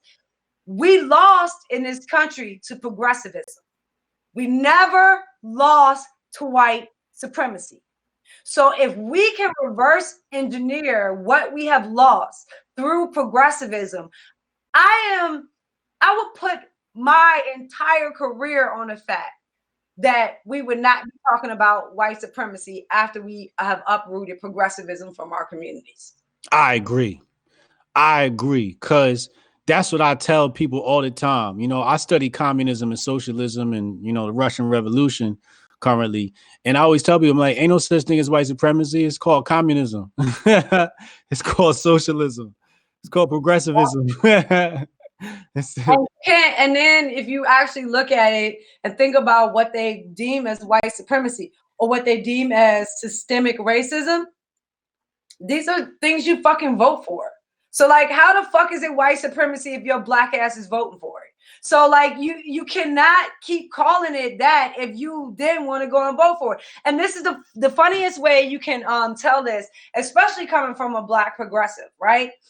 So a Black progressive will tell you about white supremacy. They will be white supremacy this, white supremacy that, right?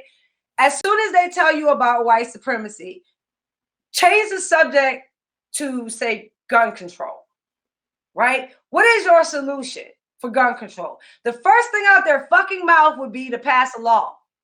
Now, you just told me the system is systemic. You just told me it's racism to its core. So why the hell would you let that system write another law that is going to affect your Black ass?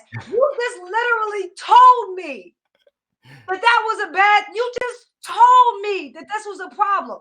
So how in the hell now are you going to tell me that giving my gun to that system of white supremacy is somehow going to benefit me? How the hell can that be your answer? Then they'll be like, we'll work with our local attorney generals and wait.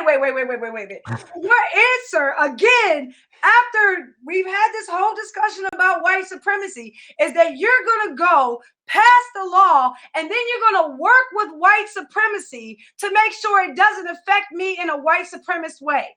Is that what you're freaking telling me? And their answer is yes, because they can't have a solution that doesn't involve government. If you can't have a solution that doesn't involve government, but you're telling me that government is systemically racist, then what the hell are you telling me? I love white supremacy. How do you tell me, especially think about this and take in context of what we learned about the New Deal, right? So if you look at Black America now, we're kind of coming into a renaissance, right? So you kind of see in Black America rebuild itself, become a little bit economically independent. We got people flossing, we got people investing, we got people doing shit. It's starting to look really lovely if you're looking at it behind the scenes, right? So what is their idea? The moment we fucking start building for ourselves. Now, mind you, when Democrats had us under their thumb on welfare, these ideas wasn't so plentiful. Now, all of a sudden, when we start acquiring wealth and we start building ourselves up, we start asking questions about why shit ain't working the way it's supposed to be working in these areas that we're paying taxes in. When we start getting a little fucking uppity, now you have what a new deal coming, a new green deal coming. And what are they going to do? They're going to triple taxes. Really? Did that happen before? They're going to regulate. They're going to tell you what you can build, what you can't build, how much of it you can build. All of this because we're trying to save the planet. So they're going to regulate who can and cannot be successful doing with bills like the new Green Deal. Damn. And in the end, all of the power is going to fall back to the local level to decide where those funds will be accessed, where they'll be put, who will get the benefits of them. And you think they're going into any of them areas where those districts have been redlined in the past? So if you think this is something new, it's just because you haven't learned history. This is their same old blueprint they did last time when we were wealthy, when we were building, when we were healthy, when we were just growing into the fabric of America on our own accord. This is how they crushed us. Now, as we're starting to do it again, they want to do the same damn shit again. No, we can't let it happen again. We can't be silent about it. We cannot let this time go without stopping this ideology in its track. And in order for us to do it, we have to go through the conservatives and the white Republicans, because we need to have our own little civil war and actually bring a united front to face a democratic machine that has had control for 60 years nonstop without breakage in a lot of these communities. Okay, so because before I've said, in the past, conservatism has no place for Black people. So is that your premise of why you think that conservatism needs to? If you look at the brand itself of conservatism, I guess you could say that. But conservatism, not branded, not the people. The ideology. Those are ours. They can't be given to us. They can't be taken from us. Those are ours. We took those same principles and made it off on plantations. We took those same principles and made it up in the North. We took those same principles and made it in the West. We took those same principles and some of us took our asses back to Africa. Those principles belong to us. They were not given to us. Even you can say that through human nature, we absorb them into ourselves, but they're still fucking ours because that is what we choose to conserve. That is what we choose to make sure matters the most to us at the forefront of everything that we do. And that's what I said. I think you're seeing a lot more people who kind of bought into progressivism, but even this, the older Black people that brought into progressivism, they never lived their fucking lives like progressives. And I'll give you a good That's example. So true. This is my aunt. So my aunt, we were having a conversation when I at first came out like as a conservative. And she was like upset and she wants to know and she wants to ask questions and do all of this and do all of that. And I told her, I said, I'm only what you made me. Like, I don't understand what your problem is with this. All I am is what you made me. You told me go out and work hard. You told me build a strong family and stick with it. It won't gonna be easy. It was gonna be times where you built this shit in me. You built this shit in me to have a pride about myself that I don't go around begging other motherfuckers for shit. You gave me this. You built me into this person. Now that I am this person and I act on what you gave me, you have a problem with it. And then she goes, well, this generation is different. Your generation is different than my generation. I said the only reason that my generation is different from your generation is because your generation thinks we need welfare. That's what the fucking difference is. If you treated our generation like you yourself was raised, then you wouldn't see this breach between us. You wouldn't see this chasm between us. You wouldn't be looking at my generation wondering where the hell we went wrong. If we went wrong, you led us there. You raised us there. And then when those among us that actually did the right shit stand up, you want to criticize us for it? No, you can kiss every inch of my ass. And I told her, I said, I respect my elders and I will always respect you. I love you to death. But if this is the conversation that you want to have, then you're going to have a grown ass adult conservative having this conversation with you. Not your niece, not, you know what I'm saying? Yeah. Change the spectrum of how we're having this conversation. So we don't have those conversations. That's so real. I find that with family members too. I'm glad you said that. You just touched me right there because that's how I was raised. You know what I mean?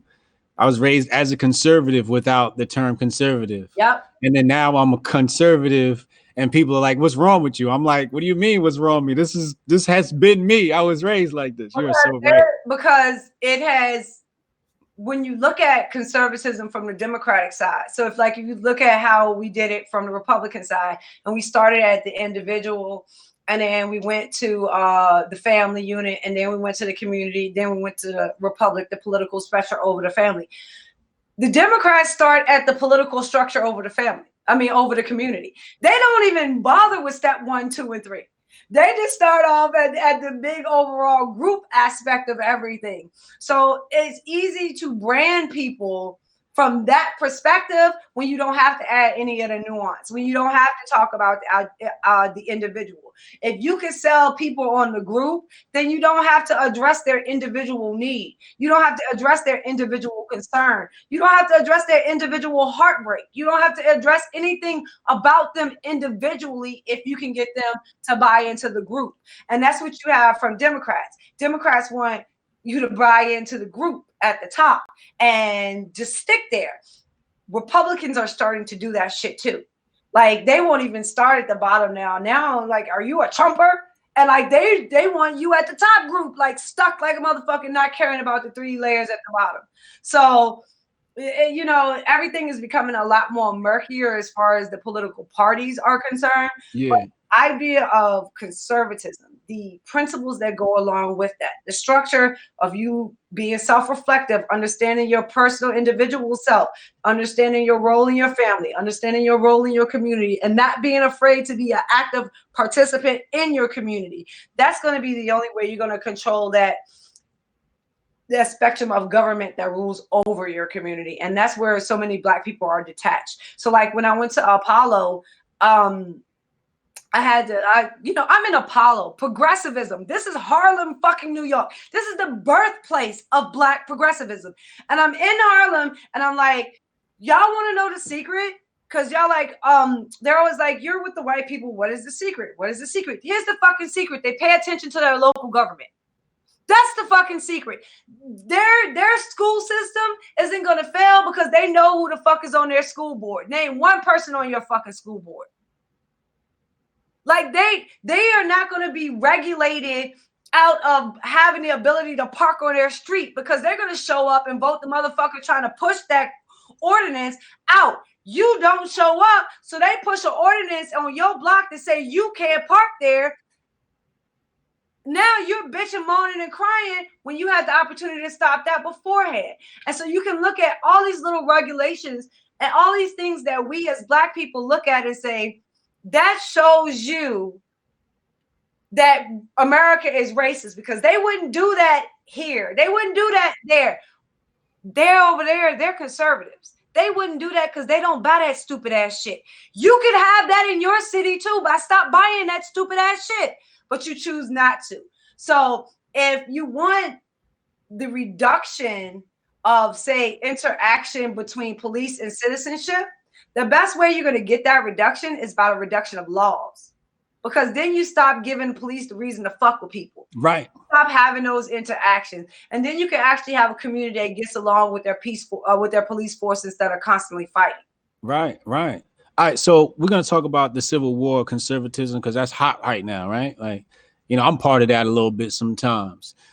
We seen Nick Fuentes versus TPUSA, Groypers versus TPUSA, Charlie Kirk versus Nick Fuentes. Walk us through the TPUSA version of conservatism versus some of the other conservatism, and if you can, walk us through what this Civil War looks like and how it should be fought, who's going to win, et cetera, and how it's won. Okay, so first, it's not about a single organization, and I'm not saying that. I'm saying it because of time, because I have had the longevity of time to make this statement and to be very true about it. It's not. It is the donor class. So it's no specific group. It is the people who decide to take the money that they have, and it's their money, is their right. I'm not saying anything about that, but they take the money that they have and they create props and positions for people to play. So like when I first started, I got a chance to work at a conservative organization and start a project with this organization. So the first thing that came to me was, okay, we want you to do a college tour. And I was like, okay, cool. I like college kids. Let's do this. We could do this. The name of the college tour is like Progressive Racism, How Democrats Are the Real Racists.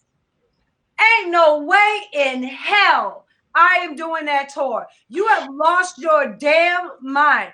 I will do a tour about Black empowerment, Black entrepreneurship, Black conservative and messaging and how to do that. I will do that tour, but I'm not doing no fucking tour running around America talking about Democrats are the real racists.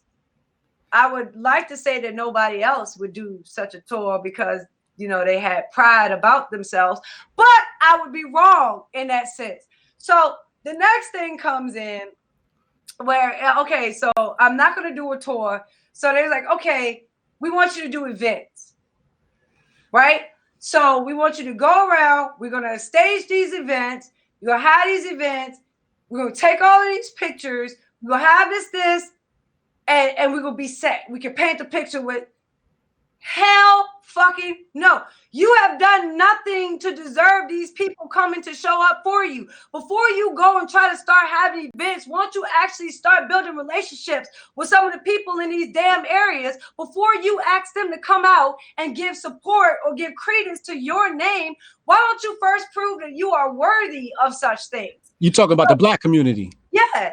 If you're going to go and you want me to do outreach events and the Black, before I do that, I'm gonna go and relationship build. I'm gonna go and meet people. I'm gonna go and introduce myself. I'm gonna go and humble myself. I'm gonna go and ask to be invited into your shit, not just put up an event 30 days before and hope everything works out and then bust people in if it doesn't. I'm not gonna do that.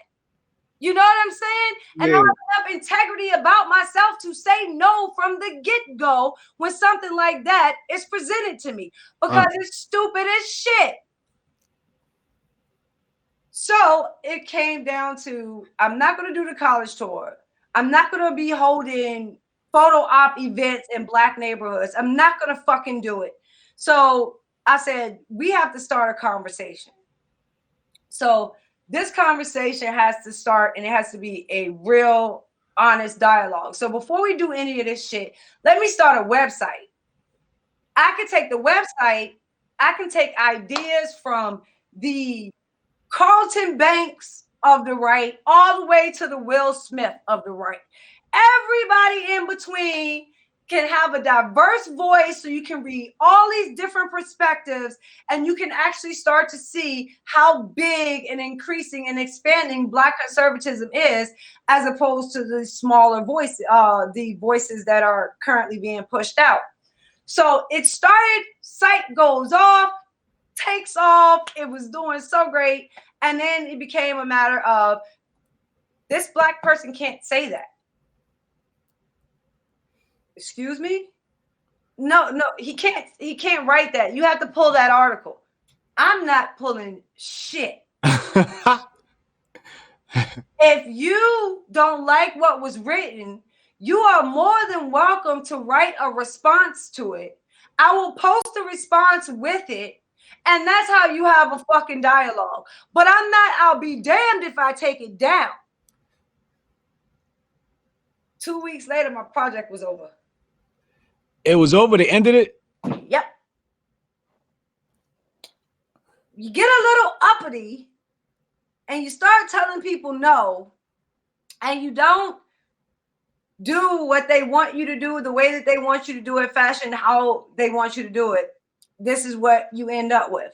And the only thing that was my saving grace, because like, this was the moment I was like, you know what? Fuck all y'all. Like, fuck every, like I was ready to do that kind of dance. And I had Steve Bannon come to me and he's like, okay, so now you see how they fight. Now you see their cards. Now you see how they go do you. Are you gonna let them win? And I was like, yo, dude, do you see, like, I'm like pissed off. Like, I put a lot of work into this. Yeah. It was like, you see it now. Are you going to let them win? If you walk away, you let them win. And it kind of goes back to what he has said at CPAC, Bannon has said at CPAC. They're not going to give you your country back. You're going to have to fight for it. You're going to have to take it.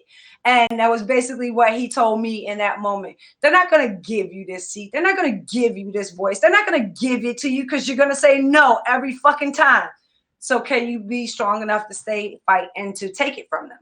And I was like, all right. And he was like, Breitbart's at home for you if you want to stay and fight and take it from them. And here I am. Oh, so that's how you ended up at Breitbart. Damn, Sonnie, you fucking my life up right now, yo. Holy shit. Let's jump into some super chats. Let me let that shit simmer in my head real quick, because whoo. Javon Smiley says $20 super chat. Thank you, homie. He said, I got a lot of research to do and bring to ADOS. Yeah, spread it to the ADOS community. They need that. Black Mountain Hotep said, can we as Black people, in your opinion, rebuild fully on our own dollar/industry without outsourcing of any kind? If you led, what would you do first? I don't think we're in a position at this moment to do that. So I'll kind of go back to one of my favorite things that Killer Mike says about those people who clamor for like the revolution. We don't have no food system set up. We don't have no water supply set up. We don't have access to medicine. We don't have, if we are honest, looking at Black Americans today, we don't have the structures in place to just say, fuck all y'all, let's do this shit ourselves. That is a process that takes time. The good part about it is we are in America, and you can say that America is a fucked up country. This is the greatest country on the face of this fucking earth. If we understand the American system and how it operates, how the republic works, we can reverse engineer and take the boot off of the neck of Black people. And I think that in of itself will start to get us back to a place where we have our own operations, where we're looking at it like an ownership society, because we have no choice again. You know what I'm saying? And I don't want to be forced into it. I would rather us go into it willingly, going into it with our eyes open, going into it with knowledge on the subject of what we're doing and how we're going to do it. But I see more and more that maybe we're going to be pushed into it than actually making the choice to go into it. If I want to, the first thing I would do, say if I got in office, I want to run for mayor of Richmond, and maybe one day I will. The very first thing I would do when I got to office is I would kind of do the exact same things that Trump did when he got to office. Cut taxation, drastically reduce regulation. And that includes getting off of the books as much of the debt and procedural stuff that Democrats like to keep on the books as far as budgeting. That also leads to more police interaction, because you have police that are going out being used as a taxation force, not just police officers in the city, because of what's been done to a lot of bloated budgets. So like that would be the first thing that I would do, is understand how the taxes are set up, and especially personal property taxes, and especially for long-term residents. of the city and their personal property taxes, and being able to make sure something is configured in that area that makes home ownership and actual property ownership back the basis of what we are shooting for, because that's the basis of actually having an ownership society. And then if you do that and you fix taxation so people keep more of their own money, and you deregulate vastly about, you know, instead of opening a business and having it cost you, say, $120,000 in startup costs because you want an actual storefront, to bring it to specifications of what's in your city as far as regulation is concerned, cost you 120 grand. This is why you had Trump saying that he paid both politicians on Democrats and Republicans in order to get his projects across. If you're a billionaire, you can do that. If you're Joe Schmo that just live in the city and want to open a tire business or a mechanic shop, you're not able to spread money around like Donald Trump was spreading money around. But if you take away that need for that regulation, and you actually give people the access point of saying starting a business at $15,000, $20,000, actual storefront, fully regulated, fully pressed out, fully ready to open, you're going to have a lot more people willing to do that. And you're going to start seeing cities be rebuilt. You're going to start seeing shopping areas rebuilt. And I think, honestly, if you give people the choice, you're going to see a lot less of the mega stores, like the bigger Walmarts and stuff like that. As people actually start to have more localized ownership, you're going to see a lot of pullback of how we've pushed so far towards globalism. Look, I got all in the weeds. I'll get in the weeds on your ass if you let me. But yeah, that's what I would do. Just focus on taxation, regulation, and creating an ownership society as much as possible. Street Politics with Talisha, 1999, super chat. She said, "This is why I love her, and she's my mentor and currently teaching me all these things now.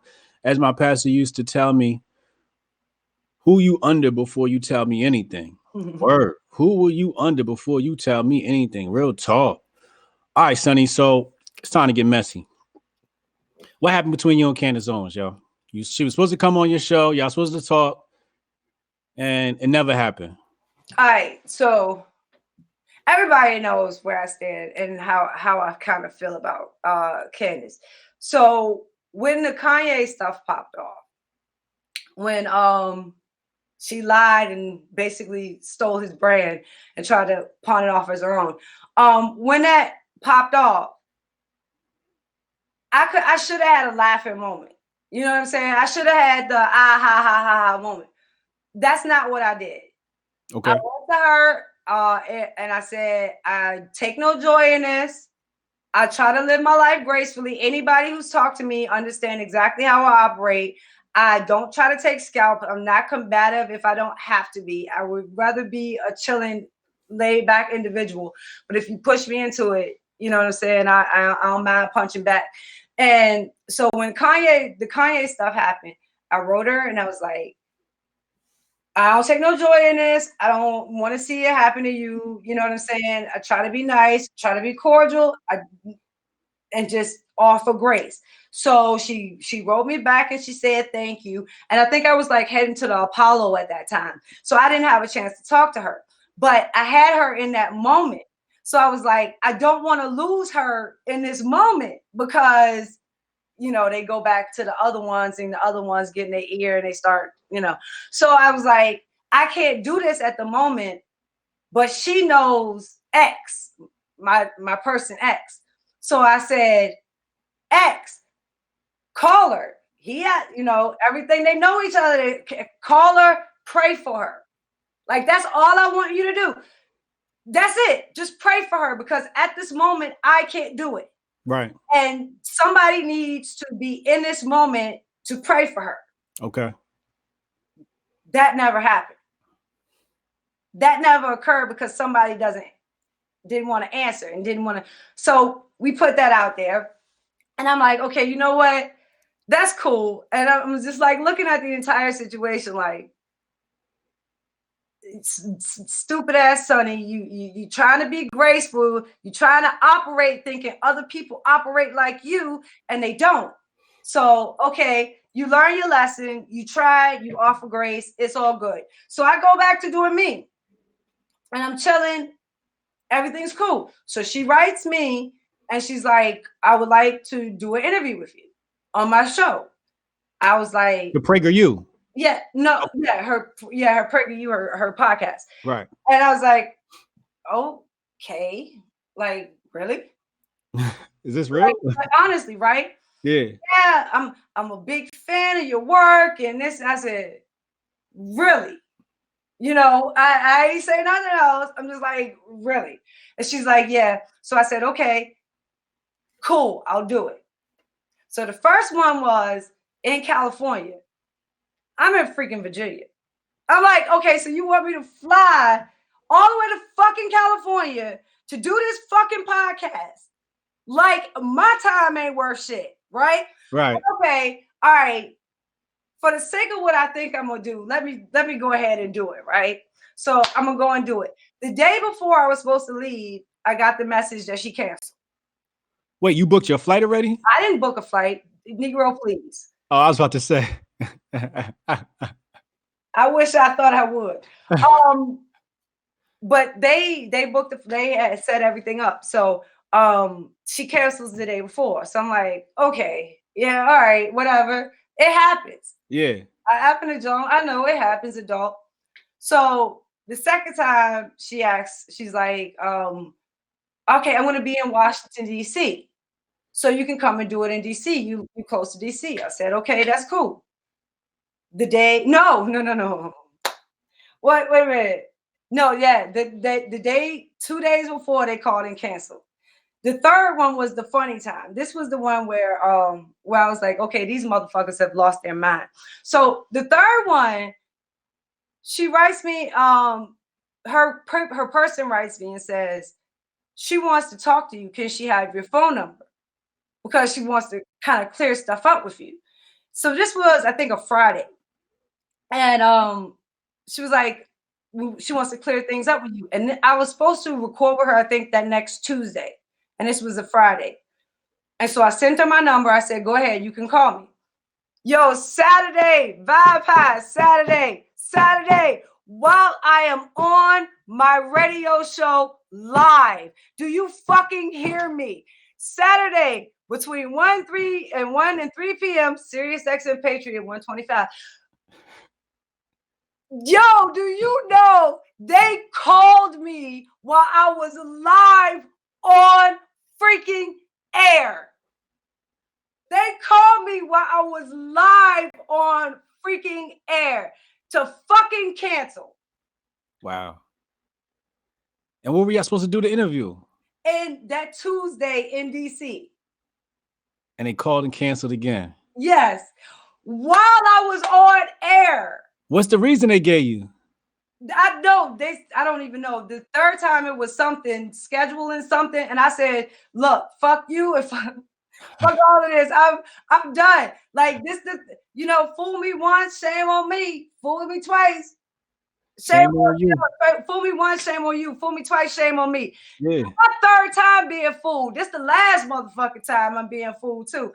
I'm like, I'm done. So I wrote her person at PragerU and I was like, look, because they were very nice. They were very, very respectful, all good. I had no problem with chatting with any of them. But I was like, look, I don't think your girl ever wanted to do this. I don't think she was sincere in ever trying to do this. And I'm guessing one of y'all suggested that she should do this. So don't ask me again. I'm at the point where I'm done. I don't respect any of this and I'm done. And immediately afterwards, I came on Twitter and put on there, Candace canceled for a third time. And she came out and she, oh no, I can't believe you put this on Twitter and da da da da. And then she erased all that shit. Like she always let nobody know that she's a fan of mine. So she said. I don't know how you could be a fan of mine if you heard anything I said as opposed to the shit you spit. Totally opposite ends of the spectrum. She reminds me of, the gatekeepers you alluded to earlier, and what you was talking about. See, everybody on the Twitterverse and shit think the gatekeepers are like Candace and nah, they're not. The gatekeepers are the donors. The donors are the ones that put the money in place. The money in place are the ones that get you the speaking spots. There's the ones that get you the placement. They're the ones that get you on Fox News. They're the ones that get you the agents that are connected to everybody. They get you everywhere. So if you go and you look at a list of conservative functions and take the speakers on them lists and you kind of compare from each conference the speakers, and you'll notice they're the exact same speakers. All they do is pay each other to come around to their conferences. Money cycling the same money around. Cycling around, everybody in business. So the donors are telling these people who and who not to stand next to and all of that. Yeah, or they'll simply invite you and put you in the right place.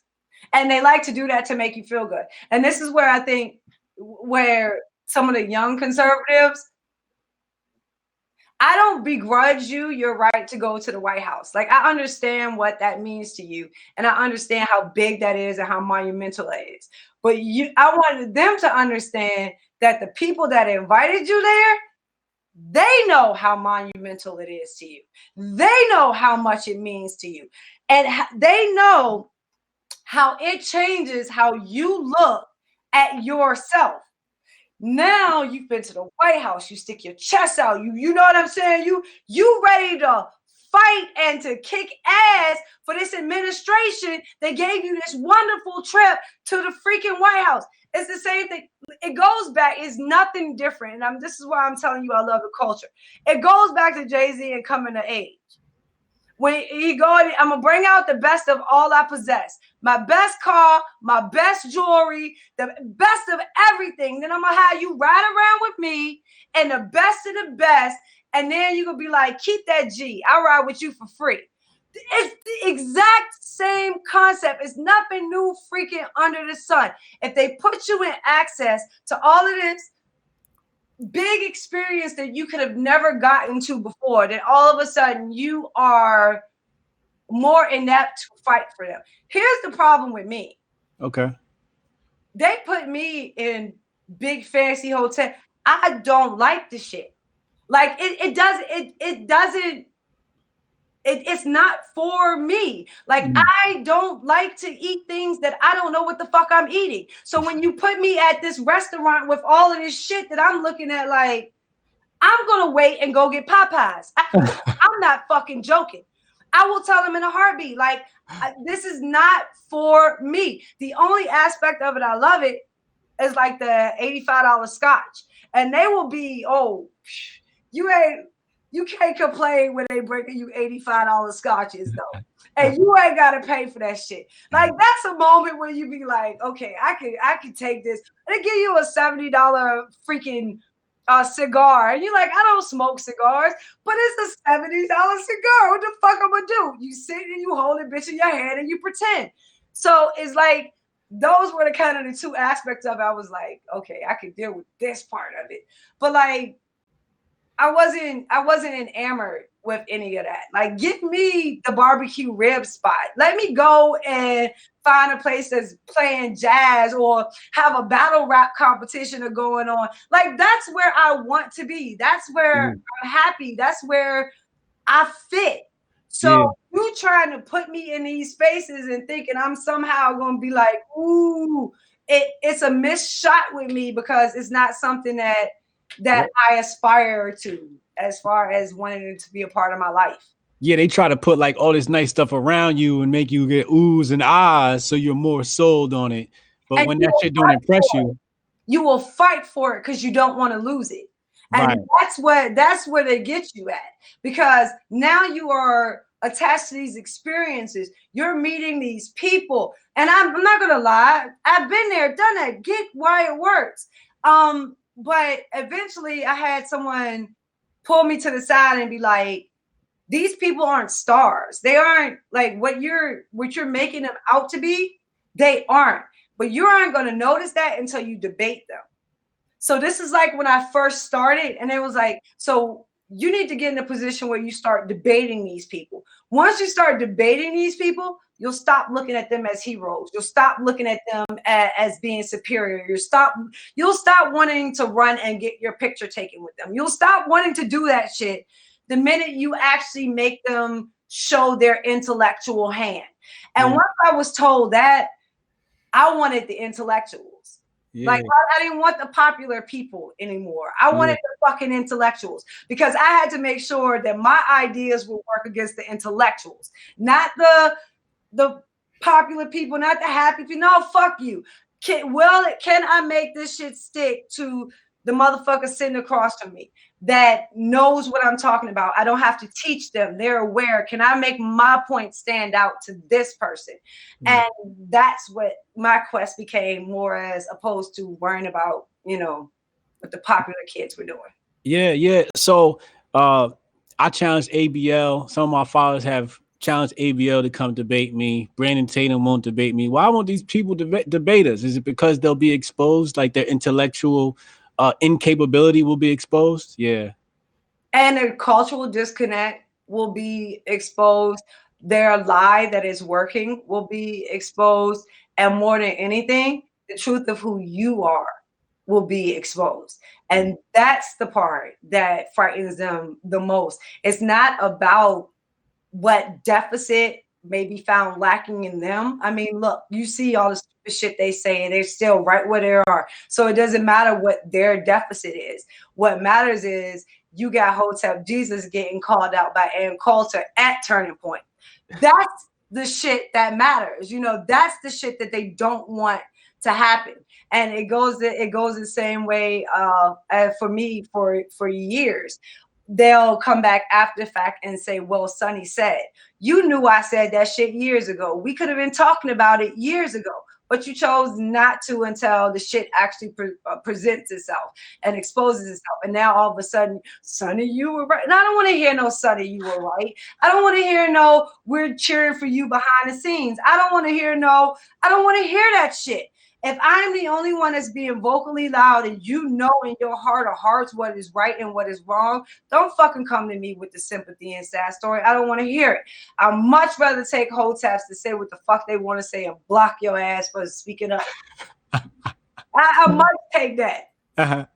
Word up. Shout out to Ann Coulter for shouting me out at SAS TPUSA for the people who haven't seen. Ann is awesome. I have had the opportunity to actually speak with her on multiple occasions, eat with her, break bread with her, fellowship with her. She is not going to back down off of argument. She knows her argument. She's very smart, very sharp. She's not going to agree with you because you're Black. She really does not give two fucks what color you are.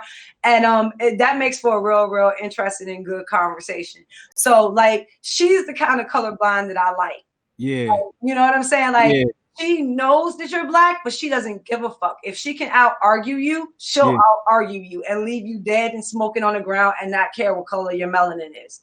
I like people like that. Yeah, hell yeah. So, do you think that Ann Coulter, after shouting Hotep Jesus out, will be, because somebody brought this up on one of my Twitter files, they said, that's gonna be the last time she speaks there. I don't think that's true. That's Ann motherfucking Coulter.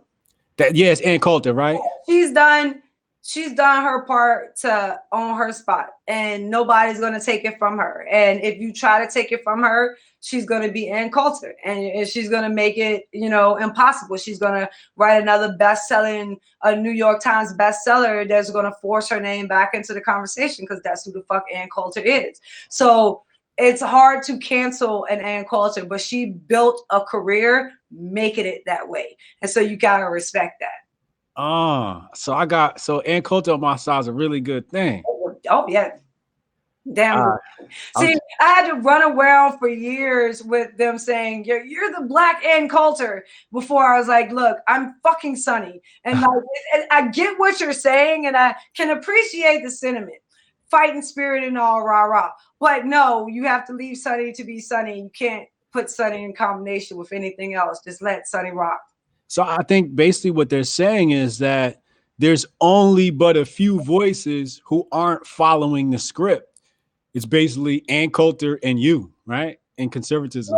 Well, I mean, at that time. You'll have you'll have the people who aren't following the script, and you'll also have the people who set the script. So the Rush Limbaughs, Mark Levin's, Savage used to be real, so you'll have the people that kind of set the agenda, as well as the people who kind of stand out in the agenda. So it's kind of a couple sections of it, but the people who stand out in the agenda, there are a lot of white people that stand out. So if you will look at people like Gavin McGinnis for that, and I fucking love Gavin.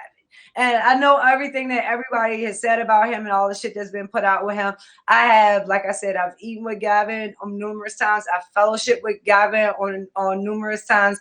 Gavin is another one of the people that don't give a fuck what color you are. He's going to talk his shit no matter what. Those are the people that I respect. I don't want people who change their attitude or change their personality because they're around me. He's an asshole when he's not around me, and he's an asshole when he is around me. And I would rather him be that than to try to be something he's not and pretend just because he's in my presence. So I really like Gavin. Gavin's a stand-up dude in my opinion. Plus, he buys the top shelf when he takes you drinking. He gets the top shelf when he takes you drinking, so it's fun to drink with Gavin. Yo, Gavin McGinnis, holla at me, man. All right, so check it out, right? You mentioned Big Hat Boy, right? I didn't mention him. No, previously, before before we went live, you talked about Big Hat Boy. What's your beef with Big Hat Boy? I think this followed. Did this follow the debate between Shaka and him? No, it was prior. It was prior. He threw dirt. He threw dirt on your name. Yeah, him and the other little one, the Blexiteers. Them two went around and basically just shitted on my name for like 3 days straight, calling me a segregationist, calling me just so much different shit. And I know, like, you came in and you were like, wait a minute, you were trying to, and I was like, no, just let them go. Let them do it. Let them make their bed with me. That was kind of my point of what I wanted to happen. Let them, I'm a graceful person. I will forgive you until you get to the point I can't forgive you anymore. And that's where I was like, just let them get to the point where I can't forgive them anymore. Don't stop them. If they're not going to stop themselves, if they're not going to be self-reflective of themselves, if they're not going to take the time to actually go and listen to my speeches or go and listen to the stuff that I've done, listen to what I talk about, listen to why I say the things. If they ain't going to do any of that, but just shit on my name, then let them get to the point where I no longer have grace for them. And both of them are at that point where I no longer have grace for them. A lot of people on Twitter, they've come across me and we've, smacked into each other. We've had some disagreements, but they all know I offer grace. We don't have to agree on everything. We don't have to be in unison on everything. I am able to have rational conversations with people that disagree with me. But fuck you if you want to drag my name. If you want to use that as your modus operandi, if that's what you want to be known for, then no, I have no grace for you, and I will never have any grace for you. And that's just where they stand at in my book. Yeah, that's such a shame. So I guess they called you that because you're pro-black or something like that, or no, it's because they like Candace, and it was in defense of Candace. So if you say anything about Candace, then the small line brigade comes in and tries to put you back into your place and makes you aware that Candace walks on water and she's Harriet Tubman in the flesh and you need to know this and bow down to it unless we're gonna come in. Like, are you fucking kidding me? I don't know what playground you were on where that shit worked, but you are definitely in the wrong arena if you think it's gonna work with me. That's not, no, I don't even think that's so elementary that it doesn't even warrant a response from me. Like, in the sense of, I'm an intellectual. Like, you are so elementary at this moment. You are so kindergarten at this moment. I'm not going to give you college level experience where you're at. You're not even worth it. You don't deserve it. And that's how I look at them. So people that want to learn, but I'm not going to sit and waste my time on people who are ignorant and choose to be happy in it. Yeah, they showed the ignorance during the debate, and so we kind of know where those people stand now. Shout out to Shaka Shakur for exposing that to us. We appreciate him for that. I want to kind of segue into the apprehensiveness for a pro-black agenda within conservatism. You have the Blexiteers, which push back against it, obviously, because they have to being lockstep with the rank and file conservative, right? What's going on? I'm a little bit. I just say it's racism, right? I'd be like, you just don't want to see black people do nothing for themselves, right?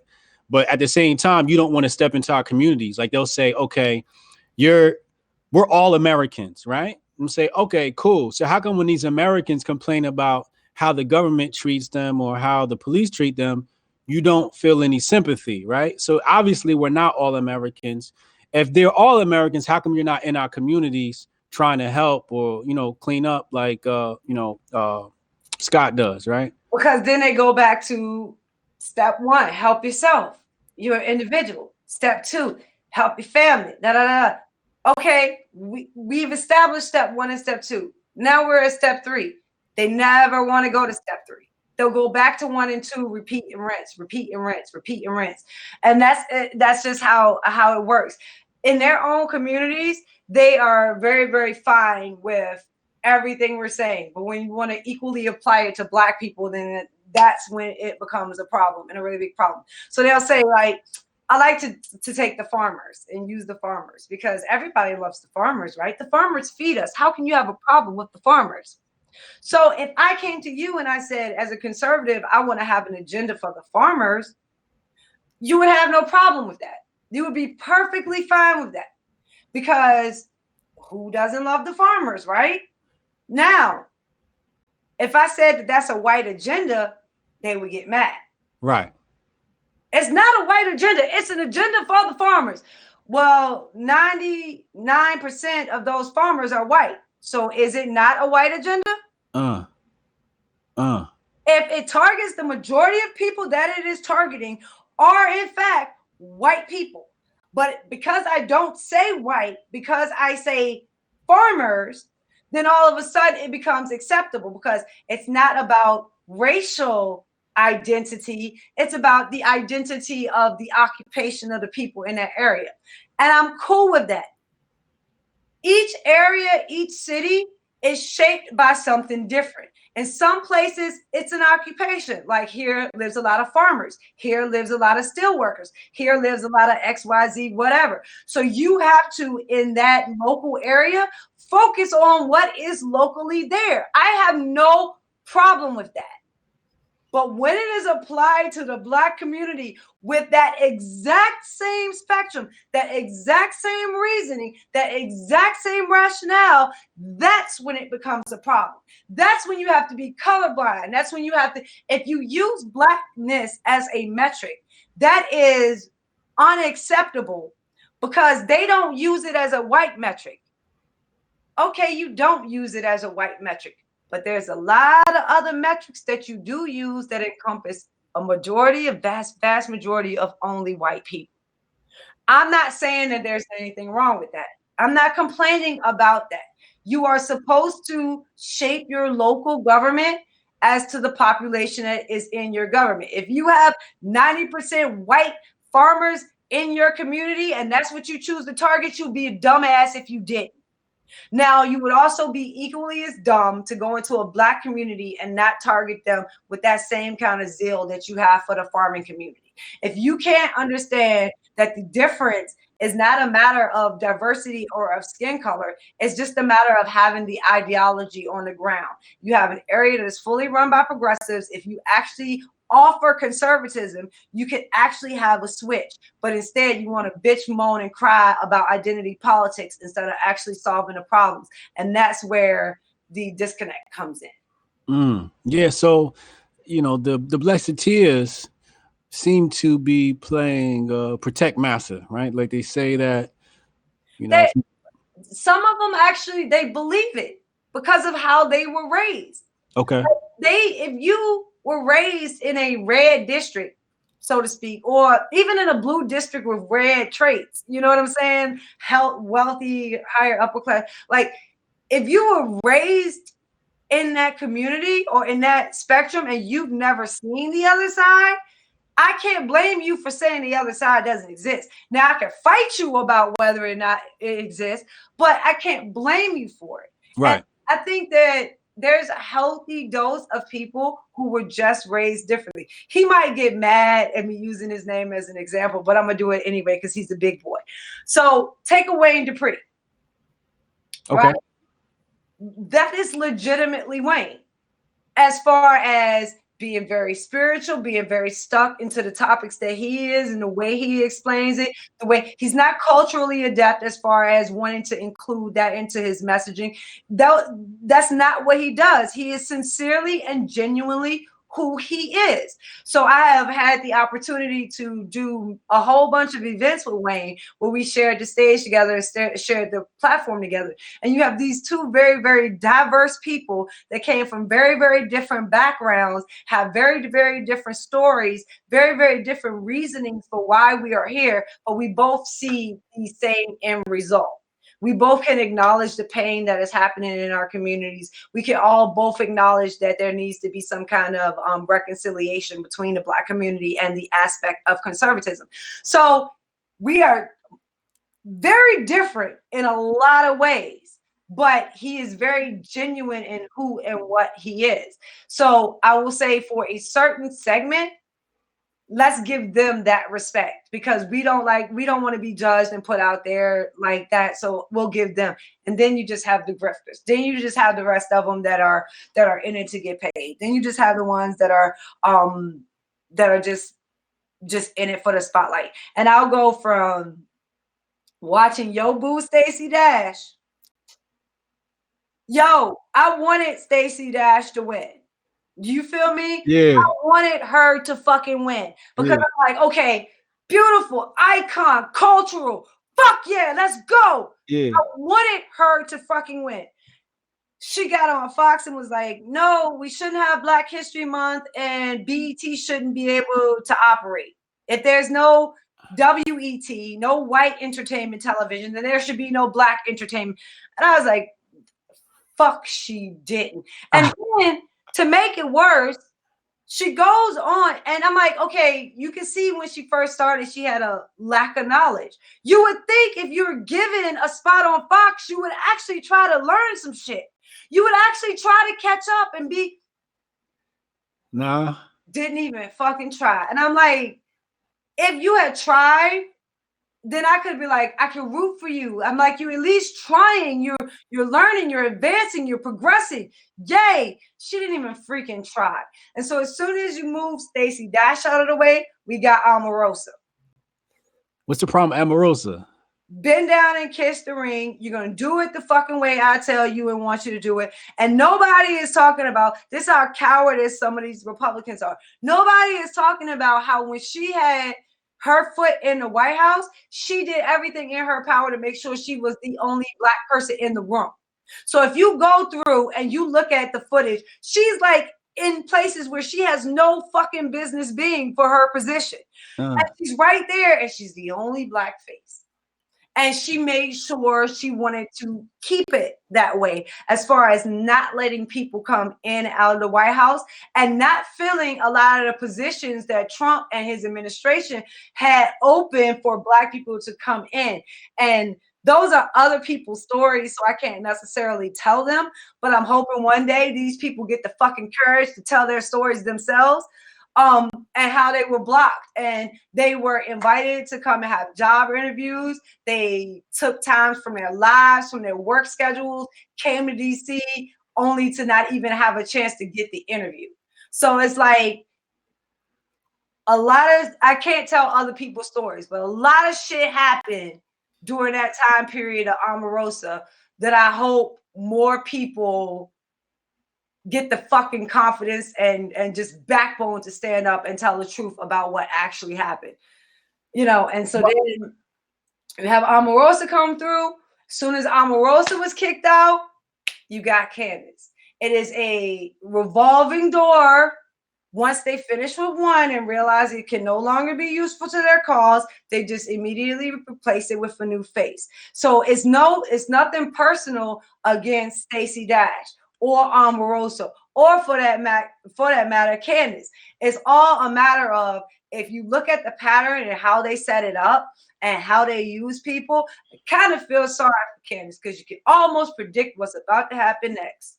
Yeah, I do feel sorry for Candace. People ask me like, "You giving up on her?" I'm like, "Yo, I just feel bad because I know it's about to happen to her." I Like, know it's about to happen. And you know what I'm saying? You can't say I ain't trying to warn you. You can't say I ain't trying to be a good steward and a sister in all of this because I did. You're the one that shitted on it. But if you haven't seen it and you haven't noticed the pattern and you doesn't see how this play out before, then you're gonna see a prime example of it. And white conservatives now who are so on board with all of this, how soon you forget. Oh, how soon you forget. So as soon as they introduce the next black face, they'll forget just like that and catch on to the next one. yeah. So what is it that makes people afraid to tell their stories? Is it because their income will take a hit? They won't get those same looks at those stages and Fox News invites? Or they won't get access to the job. They still are active in Republican party politics behind the scenes and in state parties and you know what I'm saying? They're in the movement, so to speak. And so they don't want to put themselves out to be blackballed and not able for them to actually go in and take these positions. And for some of those things, I find that respectable because some people, I find it respectable because they have serious work that they are doing and they say, okay, fuck it, this opportunity didn't work, but I'm going to go back and I'm going to finish the work that I was doing beforehand. So it's some people like that you can understand why they hold their tongue because they already have shit going on and they don't Yeah. want to ruin that. But the people who don't have shit going on, who just wanted that job, who just got screwed for it, those are the people that I really look at and was like, I never trust you. I never bring you on my team. I never have you in my circle. Like, if the great civil war in the Republican Party happens, trust and believe you will not be standing on my six because I don't trust So I had a Republican out in Trenton, New Jersey, reach out to me and said, "Hotep Jesus, I want you to help me run out here in Trenton." And I said, "Okay, no doubt. Uh, what are you gonna do?" And he started hitting me with the talking points. And I'm like, "All right, bro, like I know the talking points, right?" So he immediately got frustrated with me, you know. So I asked him, I said, "Well, what's the budget you got aside for me traveling with you?" Because what I figured was, all right, so since you're not going to talk to the community, since you really not going to do nothing, I'll come stand next to you. Then I'll tell the community what the fuck they need to hear, right? About this whole political agenda, not just him, this whole policy, political shit. You know, this motherfucker told me he ain't got no money for me. You that. want me to come work for you, Mhm. but I'm not worth paying. If you listen, if you this is one of the reasons I like Tesla Figaro. If you watch her, she's one of the she's an independent. She's on Fox a lot, and she used to work for Bernie Sanders. This is her major fight because it's not something that is restrictive to the right, but it's on the left as well. They don't want to pay black consultants for anything. They don't want to bring black people on and actually pay them. They want you to volunteer. They want you to do it for free. They want you to do it because you care about your community, because they care about your this. And for all of you that they have taught this lie to, I want you to go to Michelle Malkin, search Google Michelle Malkin, and is I think it's like is activism capitalism. It's something along those lines. And it's an article that Michelle Malkin wrote a couple of years ago about how this is actually a business, that money actually rotates and leaves hands like free enterprise. And so when you're using your skill, your speaking ability, your content to give these speeches, you are operating within a capitalistic system and you need to be paid accordingly. And that is a conservative precept, especially if you believe in capitalism and you believe how things are going. Now, they also do have people that just go and volunteer because they believe in it, and you know they can't develop or give full time to running for office or something like that. So you do have people who choose to volunteer just so that, because that is the only part of the process that they are able to participate in and actually still live their lives the way that they're living their lives. And they're not going to pay you to consult. They're not going to pay you to travel. They're not going to pay you for any of that because they want you to think it's sanctimonious self-sacrifice, that you would find this greater ambition bigger than yourself and then follow it. And this is one of my major flaws. This is something that I've had a major problem with, because I turn down money like a motherfucker. And like, my husband hates it. My husband is like, what the fuck is wrong with you? And I'm like, if they are not going to be representative of what the fuck I'm trying to do, I don't want to take their fucking money. I don't care what it looks like. I know the price tag. I have done this enough times to know that it's going to come with a price tag that's going to take more out of my ass than the check that I cash. And I don't want to be in that position or that place anymore. So I legitimately turn down so much freaking money because I just want to say no. If you're not going to advance the conversation, if you're not going to give conservatism equally applied, if you're going to try to make me believe some colorblind bullshit or any of those things along those spectrum, or make me spend all of my time talking about Democrats and how they're the real race. Like, if that's what you want to do and you want to pay me to do that, no, you can find somebody else. I heard that big head boys for sale. I'm not going to do it. Like, if you want me to come, you're going to get real content. You're going to get real history. You're going to get real context. You're going to get a real conversation. And the thing about it is, the upper echelons, they don't think that the lower white people can handle those conversations. They don't think that they're ready for those conversations. They think that if we push those conversations, that they're going to lose their base. So they try to keep that as separate as they possibly can from actually getting us to that place where we're actually having those discussions. That's why I'm so grateful to have people like you and just new voices that are out there. Because when it was just me, it was easy to ignore just me. Now you can't ignore the whole goon squad. You know, like when you come in and you're disrespectful to our ancestors or to our history or to our economic standing and the way we like to move, now the goon squad comes. It's not just me. And that makes a big difference as far as the way people are seeing it and understanding that this diversity really does exist. So I'm grateful beyond the moon and stars to have you guys rocking over here. Yo, it's a pleasure. So can you just dive into the finer details of this thing, of how they don't think that the rank and file conservatives can handle this conversation? Okay, think about it like this. All right. Look at the establishment Republicans, right? So as soon as Trump came into office, what did the never Trumpers, the establishment never Trumpers, then mind you, these are the people that have been running the conservative ideology last 30, 40 years. They've had control over it, run over it. They were the messengers for the last 30, 40 years, right? So now when Trump comes in and they don't like Trump, now all of a sudden Trump is racist. And you're like, wait a minute, what are you saying about your voters? And they were like, well, they were racist the whole time, but we found a way to kind of cap their racism.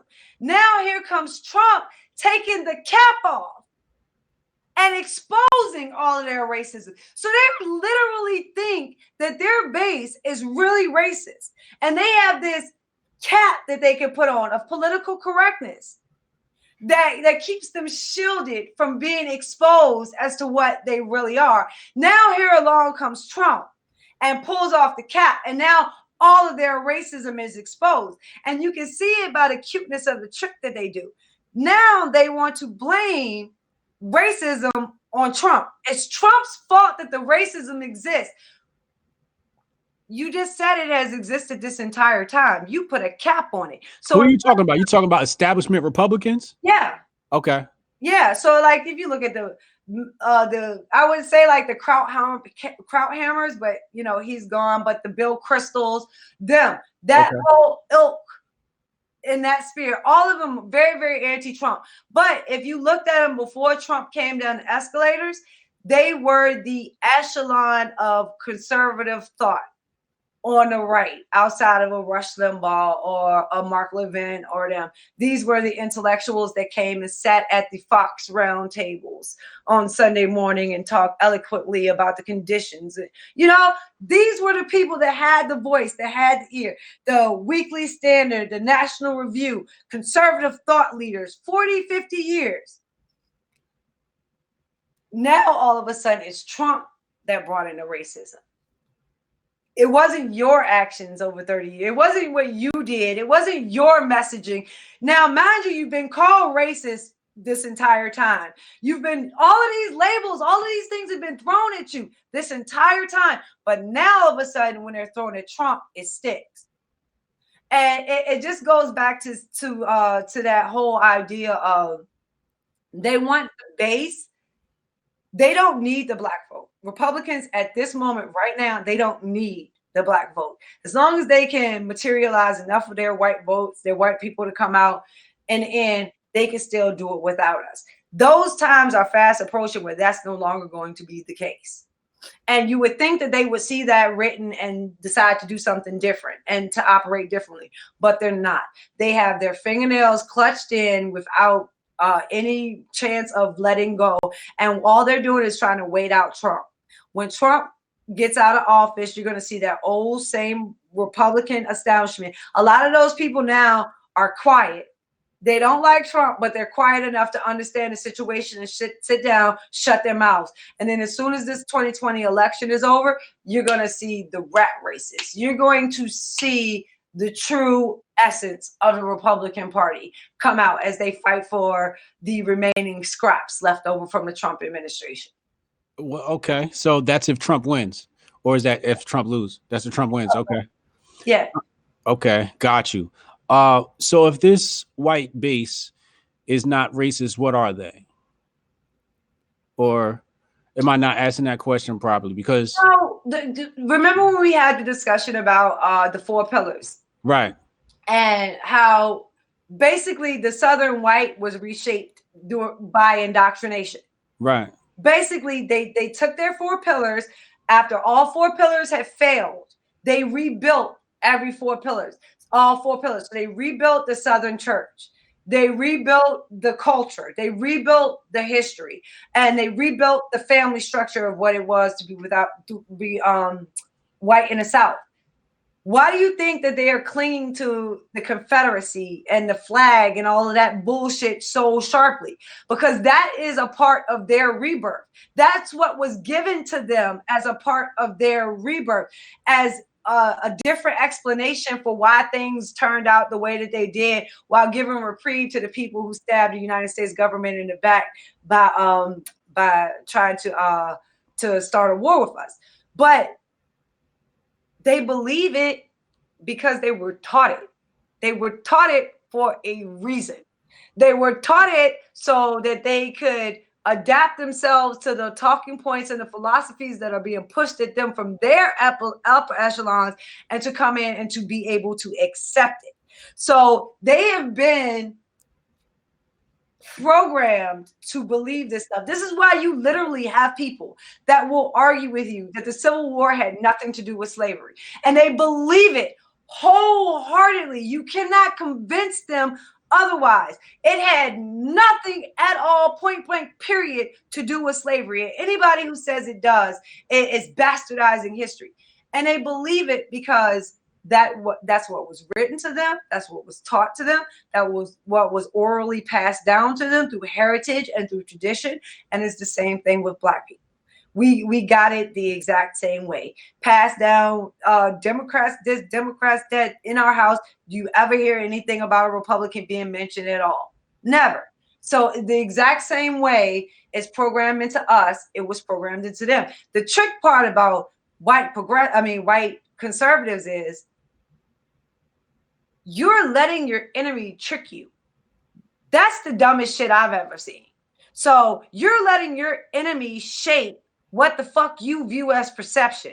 That's the dumbest shit I've ever seen. So if you look at like white conservatives now, if you say that there's a war on men, the patriarchy, toxic masculinity, they're all in, right? All in.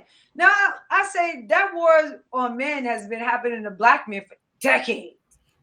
Like you just catching on to it now because it looked like it's coming after your white men. But yo, that's been happening with black men for long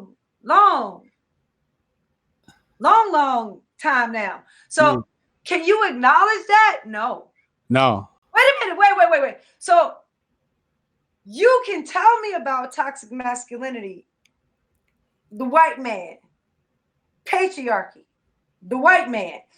But if I bring the black man into any of that, then all of a sudden none of the totals equal up anymore. And all of a sudden now I'm speaking to you in a language other than English. All of a sudden now I'm talking to you in a concept that you can't understand. But you can fully understand what's happening now. And it goes the same way about how they looked at Dave Chappelle when Dave Chappelle was like, I'm looking at the opioid jump, like, ha, ha, ha. Y'all ain't seem to give a fuck when it was happening to us. And like, it's the same thing. That exact same formula that they used on us, they're now just using, you know, they put it on us. Now you're getting the cold. Now the disease is spreading, the virus is shifting, and that shit is coming right into your door. And instead of you being smart enough to be like, you know what? Let me cure myself for this shit. And then let me make sure this shit get out of this motherfucker too. So it's not going to keep on spreading itself around. We just go uproot it and cure the whole shit. No, you don't even do that. You just sit back and allow yourself to continuously get sick, continuously get poisoned, continuously get death, poverty, and destruction over and over on a never-ending cycle. And you're perfectly fine with that. All because you don't want to admit that they started all of this bullshit on the black man first. Simply admit that they started all of this shit on the black man first.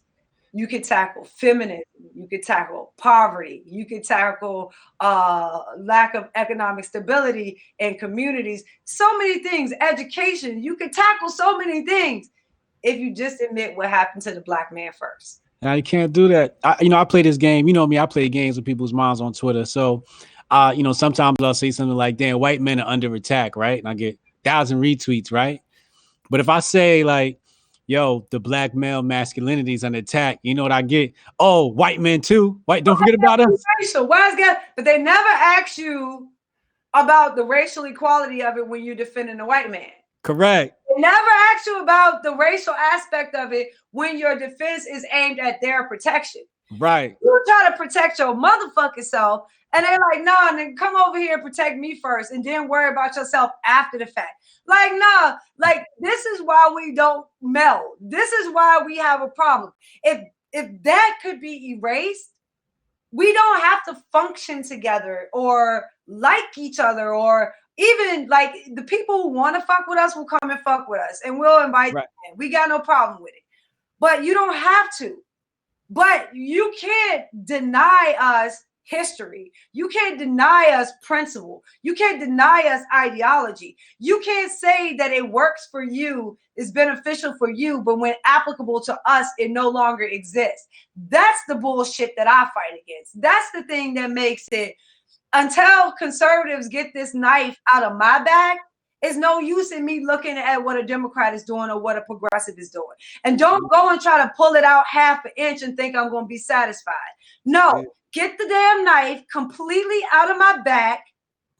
Then when you can talk. And if you want to see a true warrior fighting against the left, knowing how they operate, knowing how to actually fight them and debate them on this shit, you got the right ones. We just ain't gonna do that shit while you still stabbing us in the back. It ain't gonna happen. Right. Another way I catch them too is, they love to say, oh, we're entering this police state, right? So they talk about all the things the police do to them, right?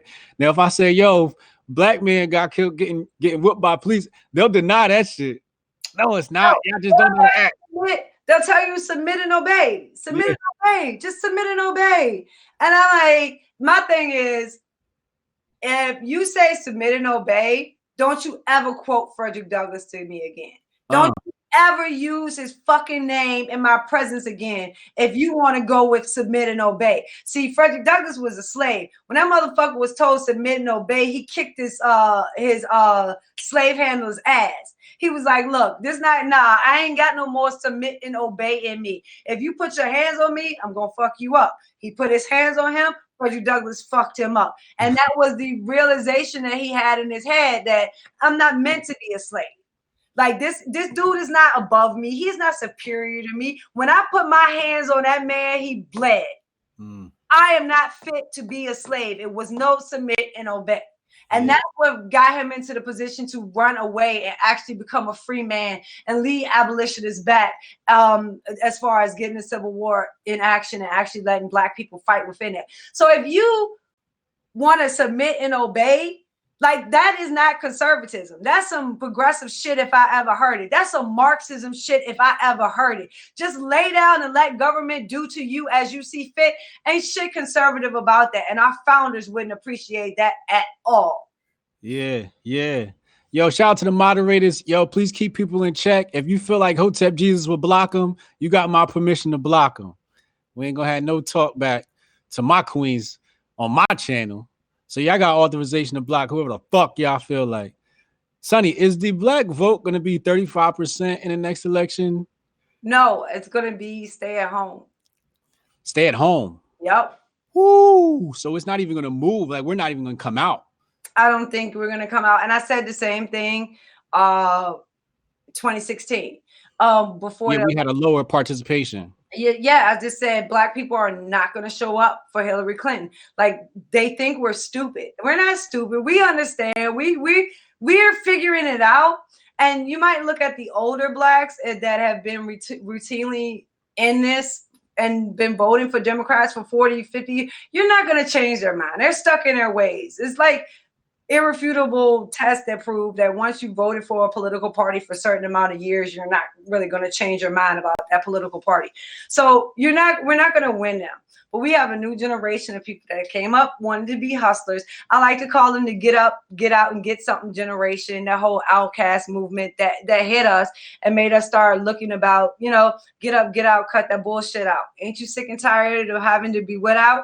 And those were the questions we started to ask each other, ask ourselves, and start to reassess what we were going, what we were doing, and how we were going to accomplish it. So I think that that's the mode I'd rather be on more than anything. Yeah. Somebody talking shit about me over there in the comment section. That's okay. We got the Hoteps on the job. They cutting them out. They know me. They know how I block. You know what I mean? That's why we got the gang in here. Damn, Sonnie, we covered so much. I still got one more question for you. It's a hot button topic amongst the conservatives: reparations, right? So, I've been able to trick them into supporting reparations, right?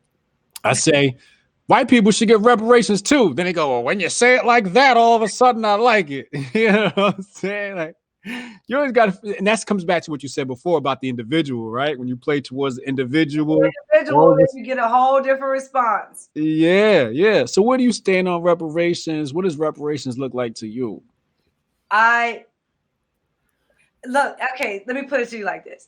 I can actually look back at the context of history. The case for reparations is a valid case. So you cannot say that the United States government did not make a promise to a group of people and then broke said promise and has yet to this point satisfied that promise. That is the truth. And it really is. And if you are a person that cares about the truthfulness of your nation and the promises they make being kept, that should be something that bothered you. So yeah, be mad at your government for making a Marxist promise in the first place. But they made the promise. They did not honor the promise, and that is dishonorable in and of itself. So let me just start there at that point. The people that came out of that, those are the people that built the Black Wall Streets. Those are the people that stayed in those areas in the face of white supremacy, in the face of where they used to be slaves, where they used to have their backs whipped and broken. They stayed there, they took over, they built. That is a legacy that far supersedes anything reparations could give. If there is one thing that I would say reparations to the Black community would be to give them a competing ideology that actually represents them. It is the one thing that they have never had in the history of the United States of America. A competing ideology on the ground, a two-party system that actually competes for and fights for its votes tooth and nail. The Black community has never had that. When we first started out, we had the Republicans. Then we went through a phase where both Republicans and Democrats fucked us. And then we went to a phase where we've had the Democrats. We have never had a phase where we've had both competing on the ground at the same time. The reason that that's important is they hold each other accountable. Okay, so if you're not giving successful outcomes, and the other side can come in and say, this is what I can do, this is what I will do, and then you can hold me accountable by voting this guy in. If you have no option to hold this person accountable by voting someone else in, you're not going to get the change, you're not going to get the buy-in, and you're not going to get the results that you want to see from a system. So if I had to give reparations, I would give a two-party system that goes in and does the exact same things that I said, deregulates, detax, pushes down taxation, and builds us back towards an ownership society, starting with the people that have lived in those areas for decades, centuries. I love that. Those ADOS people, you have a claim to it. Are my reparations going to look like a check to you? Probably not. But is it going to look like maybe giving you first access to some of the buildings that are being held up at Government Square and at a lower and reduced price that puts you in maybe prime time location in retail at a very, very low, cheap price because you are ADOS, you've been here, your family's been here, and you should have the first opportunity to crack at that? It will probably look more like that, the opportunity for advancement and ownership, as opposed to just simply giving somebody a check. I like that. I really like that. I enjoyed this chat. I'm gonna just get into the super chats and then we're gonna cut out. Let's see. T West, $2 super chat. He says, isn't Candace one of those 2016 conservatives? She was a never Trumper. It's like when you focus on the one, you miss the pattern. And that's, I would rather people see and break the pattern than focus on the one. So let's look at the pattern and break the pattern. And if you break the pattern, it does much more damage than insulting a single individual. Yeah, I always impress upon the conservative base. I say, if you're if you're listening to somebody who's never said anything you disagree with, you're probably getting grifted. Yeah, and that's why I have a lot of people that agree with me on certain subjects, and I'm fine with that. You don't have to like Black culture. You don't have to like hip hop. You don't have to like rap music. You don't have to like any of it. But you're not going to tell me that it isn't conservatism found in it. You aren't going to tell me principles aren't found in it. You're not going to tell me values aren't found in it. And you're not going to tell me to sit down and shut up when I try to point out the things that are in it. It's not going to work that way. And just that kind of strength coming in and changing the dialogue is just why I think we're getting to a place where we can have better conversations, and maybe the Civil War can be more of a renaissance instead of a revolution. And that's an option for Republicans, but it's one that they have to choose. We're going to close out with that conversation, but I'm going to finish these super chats. Carmelia, $9.99 super chat. She said, fire emoji, changing my political affiliation to Hotep. Every day a new Hotep is born. Brody McFarland, and at HotepCon, I don't know, we might be able to make that happen. Let's see. Hotep with it. Shout out to the homie Hotep with it. Loyal, faithful Hotep. Appreciate you, homie. Blood over everything. Hotep with it says, much insight and knowledge in this conversation. Yes, it is, my G. Yes, it is. So, Sonnie, you've turned me today. You've turned me. You've brought me back.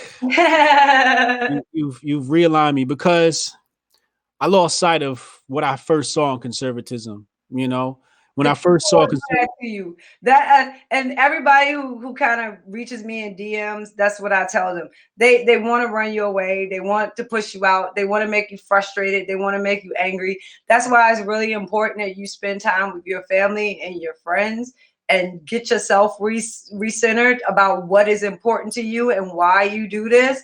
And that's my constant. I always go back to my family. I always go back to my friends. If I can remember, they were the reason that I started, not this outside noise. As long as I keep it there and that realization, then it kind of keeps you centered. Yeah, you know, when I first got into this thing, I always described myself as a mercenary for conservatism. I never considered myself a quote unquote black conservative or conservative. I said I am conservative as the adjective. You know, and then when I looked at politics in America, I understood the dichotomy, the bipartisanship, right? You got a left and a right, and that's just is what it is. It's going to be like that for a long time. So it's you pretty much have to choose a side, and then you know, like you say, renaissance that side, right? So for a while, you know, I gave up on the conservatives. I mean, y'all stupid. I'm done with this shit. Y'all out. But you've given me a new light to say, oh, y'all dumb and stupid. I'm gonna take this shit over. You know what I'm saying? And that has to be our response. If we know that they're dumb and stupid, how are they beating us? Right. And our conservative nature says no way in hell. No way in hell. And that's the point where we're at now. And it doesn't mean that they're going to stop trying. It just means that we have to know that they are trying so that we don't get mad and fall for it. And that was one of the hardest lessons I had to learn in all of this. Yeah, like I'm never going to not think about my people. You know, I'm never going to not be pro-black, quote unquote, you know. And that's not to say that I'm anti-white, you know what I mean, and none of that race. I don't think about y'all like that, you know what I mean? But it's very difficult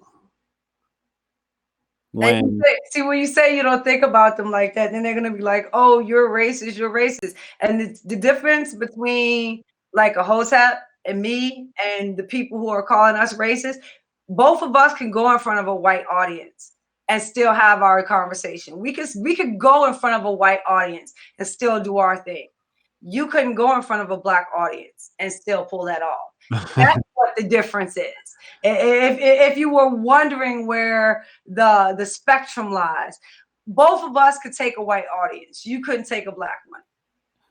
Who couldn't take a black one? Could those conservatives that want us to play colorblind or play in a sandbox that's not necessarily built or confined for us. So they want the conversation to always include them when we're not even thinking about them in that in that arena. We're not even considering you at that moment. But when we have a bigger contextual conversation about conservatism and we introduce Black people into that conversation, then all of a sudden it's you who bring white people in. It's you who make them a part of this conversation. It doesn't have to be that way. Yeah. If you think that something I'm saying that relates to Black people also applies to white people, then fucking apply it. You don't have to tell me that. You can just apply the shit and just call it a day. And if you were really colorblind, you could do that without mentioning it to me. If you were really colorblind, you could do that without mentioning it to me. That's real talk right there. That's real talk, yo. Because that's my beef. It's like, as soon as I say something that's even remotely pro-Black, here they come. And now I just want to like start cussing niggas out. You know what I'm saying? I just want to cuss them out. Like, yo, shut the fuck up, yo. You know what I mean? Like that shit really. Just remember, some of those people are literally designed to run you away. That's their job. That's what they're there for. And it's not a bigger win or advantage to actually let punk bitches run you off. Like that's not how it should work either. So you can be aware that the majority of them would look down at their feet if they walked across you in public. So it's not something that you need to be looking at somebody on Twitter and thinking that they're actually valid in what they have to say. Yeah. Shout out to Tucker.vote while I got him on my mind. Antoine Tucker running for AOC seat. He's had some problems with, Candace told him she'd support him while he ran. And then as soon as the establishment, Black conservative came around, she ditched him. And I feel bad for dude. So I just wanted to make sure y'all go to Tucker.vote and support that man and running for that seat. Sonnie, how do we How do we fight this civil war and conservatism? How do we create this renaissance? What's the game plan? Hey, you doing it. You Okay. are doing it. We are doing it. We're doing it. Okay. We're creating our own platforms. They don't have to let us in. We got our own shit now. And it's not, and it's growing exponentially about the people who are throwing their hat into the arena and actually starting to join into this conversation and change some things. So we're in the midst of starting the conversation. That's the best we can get at this fucking moment, especially in the midst of a 2020 presidential election. We just forcing the conversation. I think Donald Trump had the ability to make this completely different, but he listened to the people around him instead of doing what he knew. He forgot he knew us. Like beforehand, you know how like when they always say, well, all of the rappers like Donald Trump before he ran for president. As soon as he ran for president as a Republican, they no longer liked him. How about as soon as he ran for Republican, he forgot what he knew about us? He forgot that there's a certain way you talk to us. There's a certain things that we gravitate to. The reason that you're in all of those pictures with all of those Black icons is because you recognize them as Black icons. You saw something in them. And it goes back to like the video with President Trump well, he wasn't president then, he was just Trump. And he was in a room with, I think it was Cameron, and they were doing an interview. And he was like, yo, I can just smell the money in this room. Like, what made you forget who we are? Yeah. That was the stuff that endeared you to Black people. That was the stuff that made people want to be photographed with you, want to move like a boss like you do, want to be kind of in that Donald Trump sphere, and that made them put your name in their lyrics and their songs. Why did you forget that about us? Yeah. Why you are so worried and your people are so worried about why we changed. What changed about you? What did you forget about us? And maybe if you remember that, we might could actually salvage something. So you said keep pushing the conversation. What's the conversation? Is it, I know some of it's got to do with some of that pro-Black touch to it. Is there more to the conversation than that? Is it keeping people honest to the conversation? Diversity of thought over diversity of color. So like what it is completely always that we're pushed into thinking that this is identity politics, that this is Black. It's not fucking that. It's a diversity of thought. You have a lot of Black conservatives and Republicans that will spit the same fucking talking points that you spit. It's not a matter of diversity of color. It is a diversity of thought. Can you think this differently? Can you attach it to culture? Can you attach it to faith? Can you attach it to your community? Can you attach it to your history? Where is your diversity to make this argument? That's the point that is missing. So you and I believe in Marxism, and you say communism outright. I like to use Marxism because it shades its name over so many different places. But we do it differently. Right. We can talk about it together, have fire conversations. You fill in things I don't know. I might throw in things you don't know. We give and take, make better conversation for it. That's the diversity of thought. They don't want diversity of thought.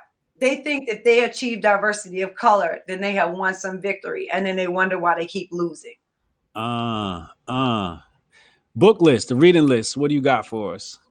Like I said, challenge first and foremost, especially if you live in a Black community. Go to your Black Historical Society. Learn the people that actually walk the streets that you walked. And I swear, this is one of the biggest things that changed my life. When I started to learn about Maggie Walker, when I started to learn about, what built Richmond into a powerhouse. And I'm like, you really got to think about it in terms of Richmond. It was the center of the Confederacy. It was the capital of the Confederacy. It was their heart. And right in their heart, we built the Black Wall Street, right where they put up statues of Robert E. Lee, and they did everything that they could to make us feel less than, even after the Civil War. And they put up right in the middle of the fucking city. And then if you go 5 blocks from that statue, you're right into Jackson Ward. You're right into the Black Wall Street mecca of agriculture, of finance, of industry that was in Richmond, 5 blocks away from what they tried to do to us. That's the point where you start looking at history differently. You start looking at it not as a whole bunch of shit that happened to old people.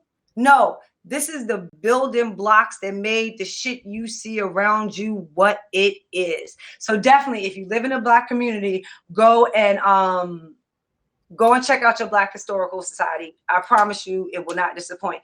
If you want to look at just the 4 basic tenets of history, check out, read Booker T. Washington. Don't just read his books. Start off with Frederick Douglass. Don't just read his books. Go read his speeches. All of his speeches are not in his books. If you want to get context for one, you're going to need to find the other. And a lot of the material kind of crossbreeds with itself because Frederick Douglass only has My Life and Times of Frederick Douglass. I can't remember the name of it. But that one, go back and read his speeches, especially some of the debates that he had with Lincoln in the White House. Exceptional. So I would say that as far as understanding that concept of Frederick Douglass history. Booker T. Washington Up From Slavery will get you the second part of history. If you notice, I'm going in sections. So you went from slavery to the Booker T. Washington era. So go from Frederick to Booker T. Washington to Garvey. Then you understand where we start to split, where Marxism starts coming in, how they start to fight back against that. Also, I would suggest Carter Woodson for that time because he was really trying to warn on the historical front about some of the things that were coming through. Don't just read his books, also read his speeches and some of the op-eds that he had in newspapers. And I'm saying this because history is a chore. If you want to learn it, there's not a book I can say you're going to find all of this shit. This took me years of resourcing and going through shit to put all of this shit together. So it's not a single book you can just say, go and read this fucking book and you're going to get it all. It doesn't work like that. Yeah. So you take Frederick Douglass, you take Booker T. Washington, add in a little Carter Woodson. Don't forget Malcolm X. But if you're going to study X, I like to study it in relation to MLK so you can understand the differences. Because so many people like to lump them all in like they were the same. They weren't the fucking same. Understand the difference in ideologies and don't just link them in together. And also understand the work that was done by people like Medgar Evers. So there were people who led the movement and it was people who made sure people in the movement were okay. Those were the people like Medgar Evers. So as you started all of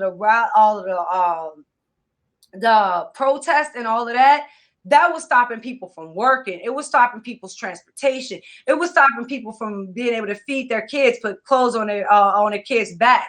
So it was people like Medgar Evers who actually put programs together to take care of the needs of the people while the protests were going on. So it's things like that you need to kind of grasp together, and then don't neglect the history that's being written today. So it's not being written in books necessarily. It's being written in lyrics. It's just a different way of storytelling. It's the way that we have started to transcribe our stories. Please be very discriminate in who you're listening to and what you choose to believe as real and as far as fiction is concerned. But a lot of the progressive death, poverty, and destruction, you can follow through the initial phase of hip hop, which started in New York, the secondary phase of hip hop, which started in Los Angeles, the third phase of hip hop, which moved down to Atlanta. If you studied them in those 3 parts and looked at the lyrics as they grew, you will start to see how we move from progressivism into capitalism and now towards conservatism. So you can find most of that story located in our music, not in any books. Lord have mercy. Y'all witnessed history right here. This is, I have to say, is my best interview I've done yet. You know, I got to put that right up there. I'm going to say it right now. Brody McFarland, 199, he said, conservatism applied equally is HOTEP. Yeah, absolutely. Yeah. I like that wordplay you got. Yeah, he said, can you do this every Friday night fireside? I actually do this every Friday. I just, like Sonnie says, I have a diversity of thought. Like, I'm going to be coming back with somebody. We're going to be going over the philosophy of math, you know? Yeah, and that's what I'm saying. When you ask me how do you do it, your Bitcoin conversations, like everything you branch, that's how you do it. You are showing how diverse we are. And that's why I like to bring you on, and like all the other people from Twitter that I bring on, and we have these conversations. I had Shaka on, you know, like all of these people, they all have something different that they specialize in, something that's different, that's their passion.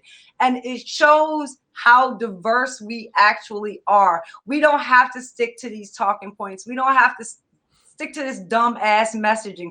We are brilliant. We are smart. We are diverse in thought. And if we all came together and actually showed that diversity like we're doing now, we're going to push a conversation that they're not willing to have, ready to have, but I'm more than willing to see take place.